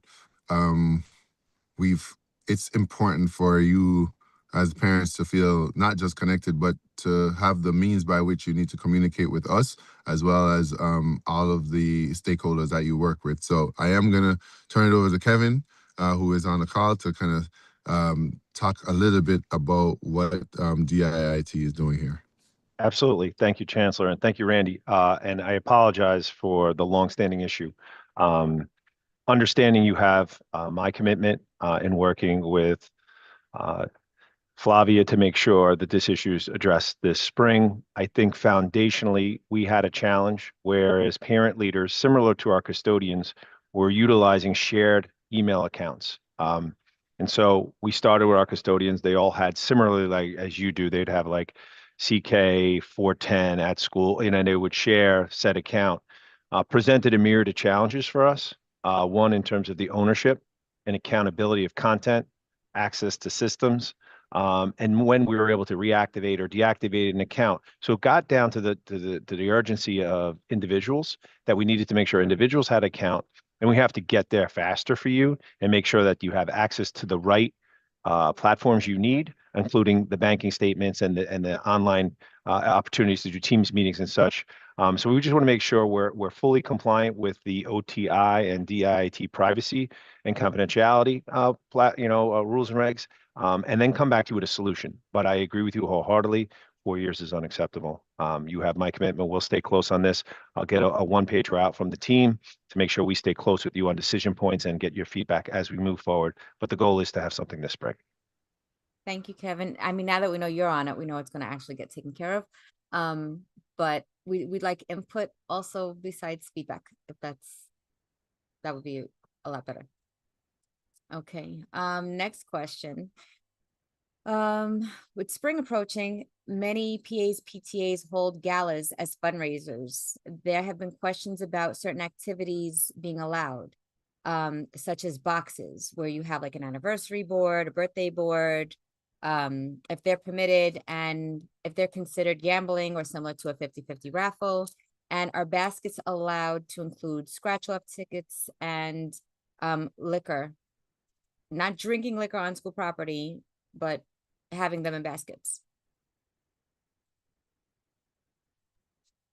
Randy, I'll jump in, and I also get our chief, Marie Lopez, to share as well. And as you were saying this, I literally was going through my brain, like, what have I gotten from my some school recently for fundraising. But as we know, A660 provides guidance on this, and it basically prohibits the PTAs avoid all gambling and all chance-based activities. So I think it might be helpful if there's like a specific nuance or circumstance, or if we need to go to do something where we go deeper over the regulations through Anne-Marie and the team to support, just to make sure that there's clarity, because I think the bottom line of this, we have a lot of communities that are just trying to figure out how to support kids, how to support families, and they do that through activities and fundraising planning. But Anne-Marie, if you want to add some additional nuances here, please. Hi, everybody. So yes, as you all may know, under Chancellor's Regulation 8660, PAPTA fundraising activities may not involve gambling, and raffle ticket sales to or by children are prohibited. Raffles themselves are permitted, but are highly regulated and must comply with New York State games of chance laws and the DOE guidance. PAPTAs must also obtain membership approval for fundraising activities and follow all reporting and financial procedures required under 8660. So schools should ensure that raffle prizes comply with applicable laws and school policies. So I know I just kind of through the compliance piece of all of this, but I do want to make sure that I echo what DC has stated, is that please, if you have any questions, if there's anything that we can support on our end, we're happy to answer any questions that you may have. So there's two different sides of it. Some do have them in the school, on school property. So when it's on school property, I saw in the chat about alcohol.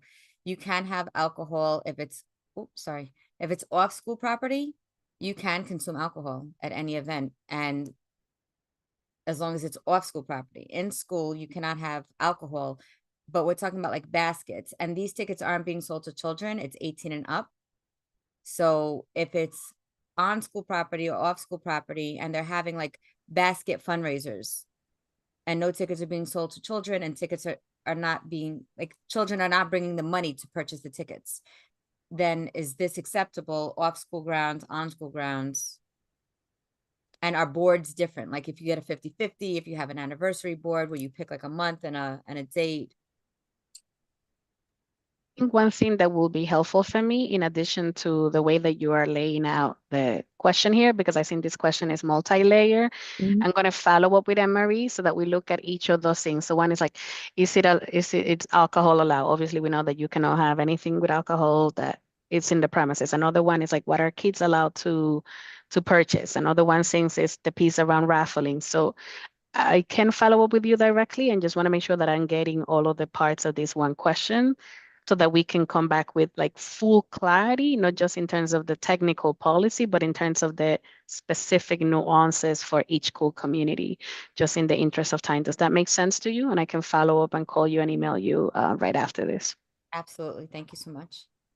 Okay, next question is, can FACE and DSL host workshops for principals and parent leaders together, promoting healthy relationships between parent leaders and school administrators to strengthen their relationship?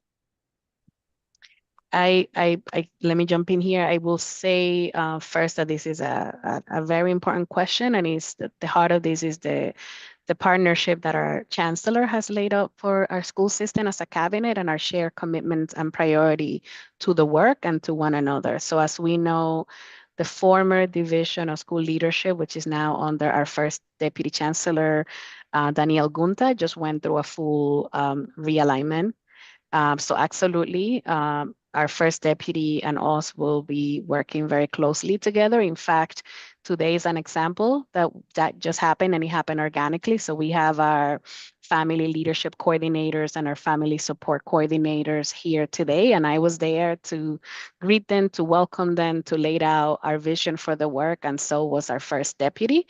I think what you are describing in terms of the collaboration that's needed between our family support, our leadership support are absolutely critical. I don't see it any different than some of the work that I have previously done through community schools, where we bring our community school directors that work in our CVOs also with our principals to come up with shared practices, share responsibility, and also to share best practices. So I think this is something that we can certainly look to continue to explore deeper opportunities that are grounded on like what's needed, where is it needed, and how do we make sure that these account for the realities and the entry point of relationship for all of the schools and all of the parent coordinators so that those efforts can yield impact. So I am going to be partnering very closely with our first Deputy Chancellor, and I look forward that we transcend that strategy across of the work that we're going to be doing together.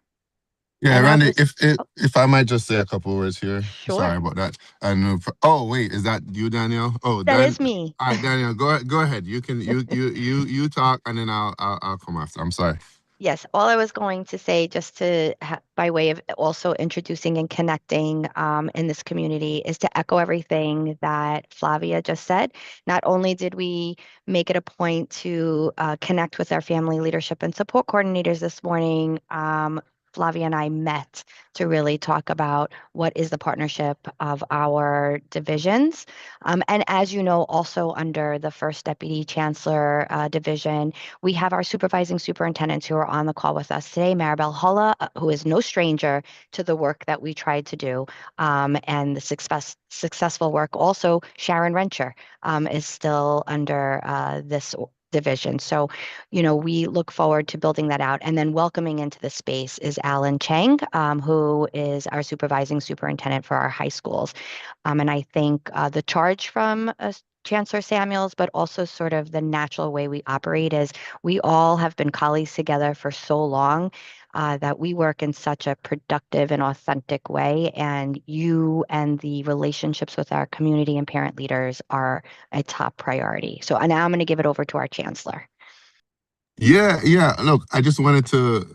What you guys just did is emblematic of what what we are going to accomplish together here, which is a seamless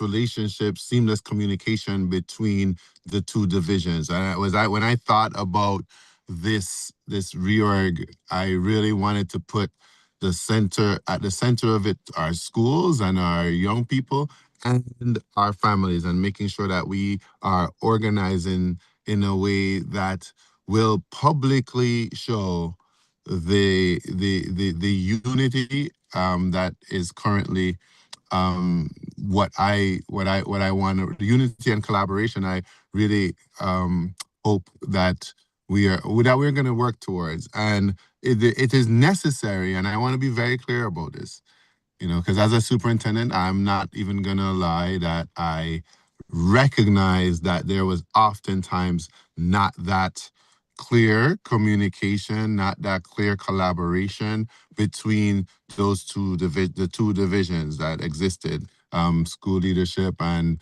what we had what we had as our parent leadership division. And so it's very, very important to me that going forward, as a parent myself in this system, we are not going to be our best selves until that communication and collaboration is clear. And I not only have full faith and confidence in Danielle and Flavia and Alan and Maribel to make sure that gets done.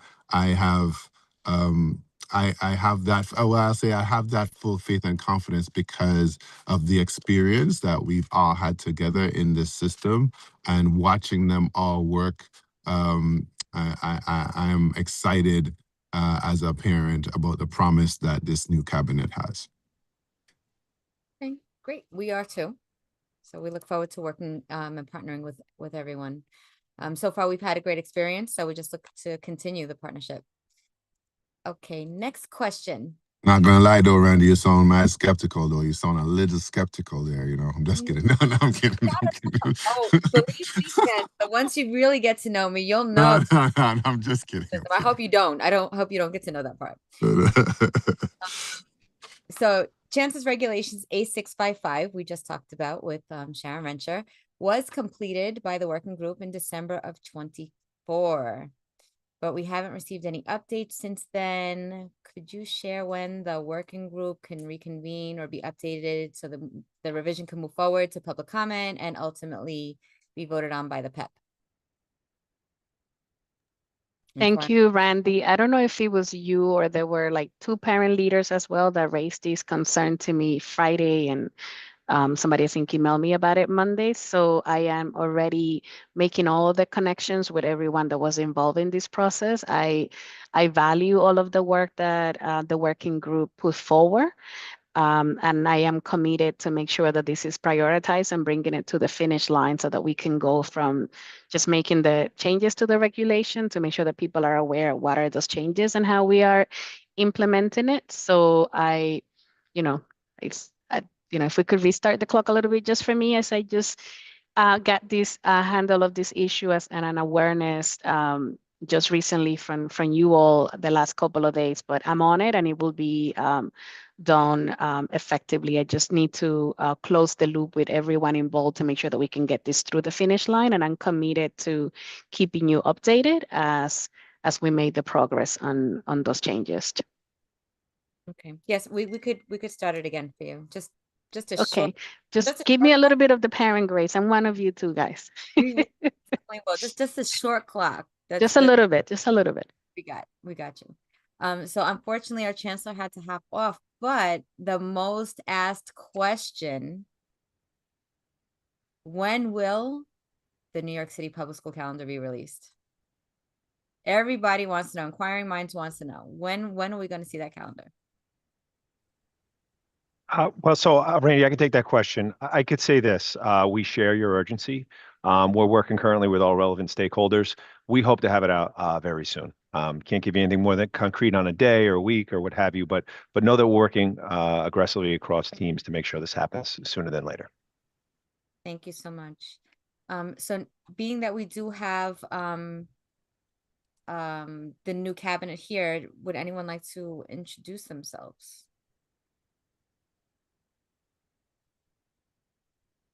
I'll jump in. Happy Friday Eve. Simone Hawkins. I think we are all friends at this point, but I am very happy to continue this work and hopefully work more closely with this group and others. But I have the privilege of supporting our youngest learners alongside all of you. It starts at home, like the Jeopardy game noted. And so the DC for Early Childhood Education. Thank you. Thank you. I'll jump in next. How you doing? Good morning, everybody. Michael Cheatham, Acting Deputy Chancellor for Finance, Administration, and Human Resources. This is a newly created division that's going to streamline all of our operational supports around those areas to understand that we are flexible and responsive to the students' needs in this agency so that no longer these decisions are in silos. We want to streamline supports and be responsive. Happy to see you guys this morning and looking forward to getting to the work. Thank you so All much. right. Hi there. I know our first deputy chancellor just introduced me a little bit ago, but here I am, Alan Chang. I am your point person for all things high school. And gotten to know many of our high school's presidents, councils, friends, and connections. I'm really excited for this work together. Thank you. Anyone else would like to introduce themselves? I don't want to put anybody on the spot. That's why I'm not calling you out. Yeah. Hi, everybody. I'm not on camera, but it's Liz Vladeck, General Counsel. I think I know a lot of you. I'm so excited to keep working with you. I'm off camera, as some of you also may be, because it's a half day. So juggling the transportation, attendance, parent-teacher conference issues, but I'm so happy to continue to be part of this team and to to have you parent leaders really help us in setting the agenda and make sure we're serving all of our kids effectively. So great to see all of you. Thank you. Appreciate you being here. Randy, I can jump in. Hi, everybody. Christina Foti, Deputy Chancellor overseeing Special Education in the Office of Multilingual Learners. We affectionately call ourselves DIAL. I know that we're all familiar faces, but just happy to see you all. Thank you. Anyone else? Hey, Randy, how are you? Kevin Moran, School Operations. So great to be with you all. Look forward to working together on all things school operations. And if you're a basketball fan, PSAL has their championships tonight at St. John's. So that's now in the operational portfolio. So that amongst many things that I talk about here. So just great to be with you all, and thank you for all feedback and support of our students and families. We're very happy that you were finally appointed officially. And I saw on the reorg, you have like the longest list. Like you have like everything. Yeah, we have a real good team, so we're really excited about it. And should you have anything on the org chart questions or things, we're happy to help. We have a great team ready to support. Thank you so much. Did we miss anyone? Mark, are you gonna say a few words? Yeah, how you doing? I don't know if you wanted us to introduce ourselves if we already know the group. My name is Mark Rampers. I'm the Chief of Safety and Prevention Partnership. And while my list looks short, in that list, there's a lot of work that we cover. I'm not going to go through all of the different areas right now, but just for the parents, just information, the RFA liaisons, the SAPIS workers, the Respect for All initiative, LGBTQ, the work on mindfulness, student voice, our folks at MSK and MBK, that is the work that we do. I am always here and always available, continuing to keep students in the center of everything that we do. So thank you.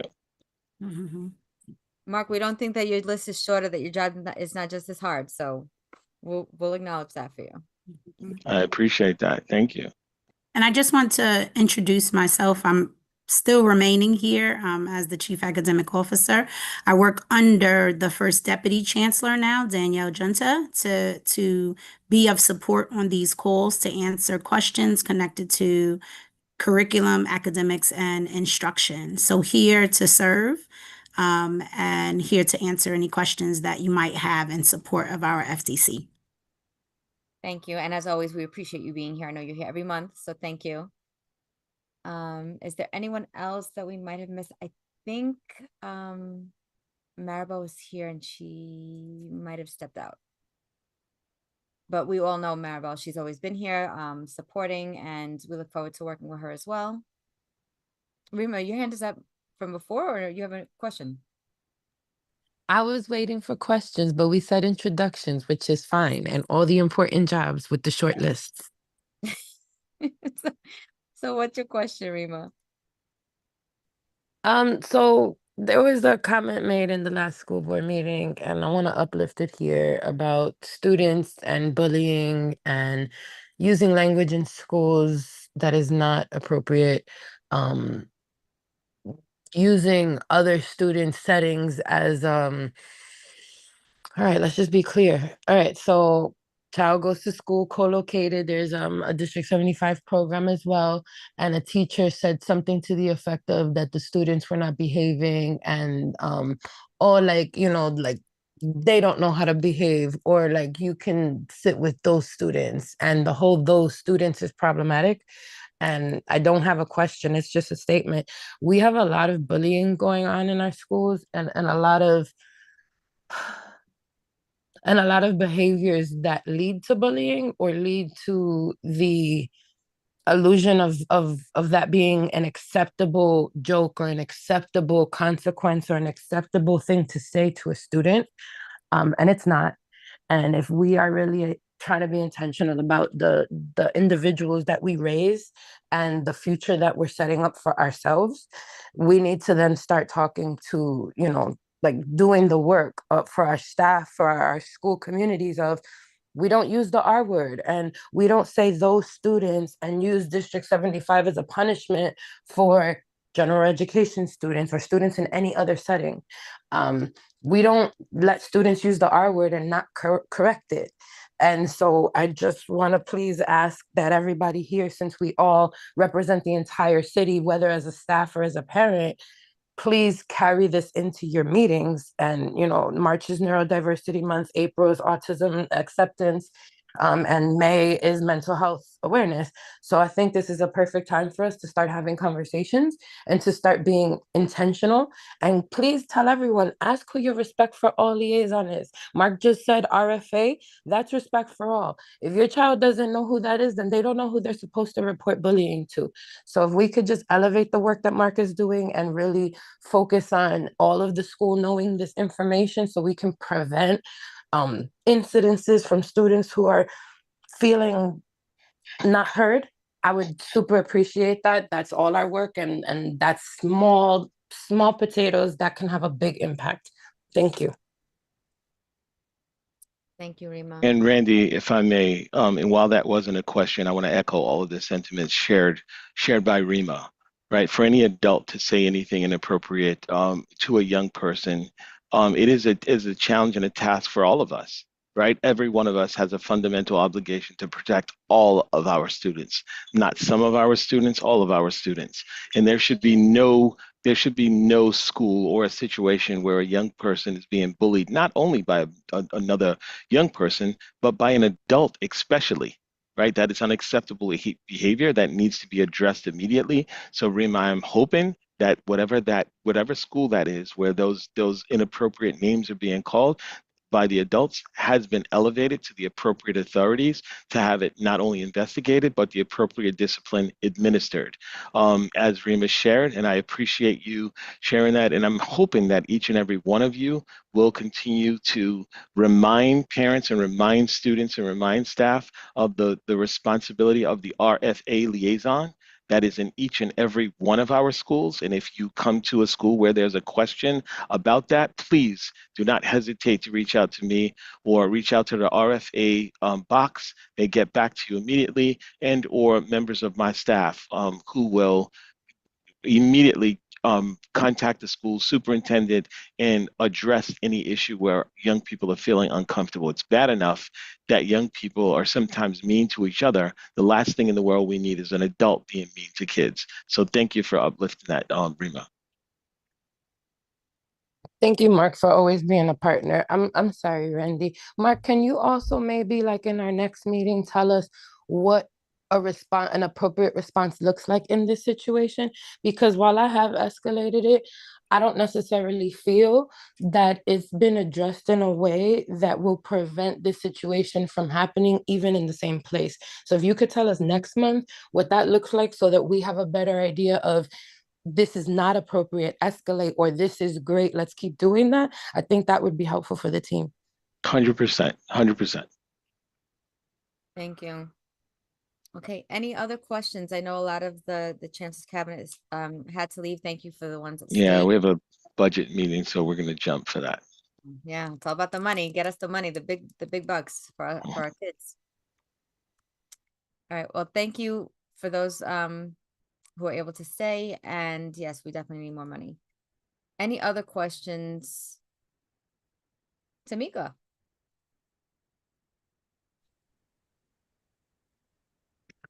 Hi, just getting my life together.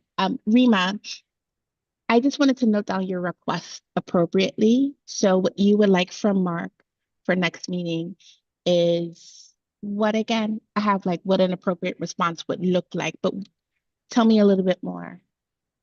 Is it a presentation? I mean, I was just gonna say that and check in. I don't want to, yeah. Okay, got it. Okay. Any other questions? Okay, Josephine, slides. Is there anyone in the Spanish line that has any questions? No questions in the Spanish line. Thank you. Priscilla, you have a question? Yeah, I just want to add to what Rima just stated for Tamika to note. It's safety and along the pathways of our schools. So our school buildings seem to be getting safer. However, a lot of the conflict is happening on the routes when our children are commuting. So if there could be some safety measures and partnerships there in that space, parents will feel more relieved at sending their kids to school without knowing that they'll be harmed along those routes outside the school buildings. All right, we're gonna have that in our check-in and discuss like what the presentation would look like. Sure, but yeah, that's definitely a concern around town. Okay. Okay. So this is the chancellor's team. We kind of missed some slides. Next one is the reorg. So it is available on the school's website, but that list went up very, very quickly. So we're very appreciative that we were able to see who's who and what they do and who they oversee. Next was the chancellor's slide from when he spoke. March is March Madness. Our next scheduled meeting is April 16th. Please note the change. It is the third Thursday because of the break. Next is Happy Pi Day on 3/14 and Happy St. Patrick's Day. Next slide. We are wishing all who celebrate Eid Mubarak, happy Passover, happy Easter. And if there's no further questions, would someone like to make a motion to adjourn the meeting? It is 11:42 a.m. Motion to adjourn. Oh my goodness, everybody wants to end. Wow. You said it at the same time. Can what one at a time? Like who did that? Wait, Sebastian, did you first? Okay. 32nd. Who was the first? I don't know if I was the first, but I was trying to motion. Oh, okay, so we're gonna say Tanya and Melissa. Yes. Okay, thank you all for coming and have a great day, and we will see you next month. I'm gonna stop the recording.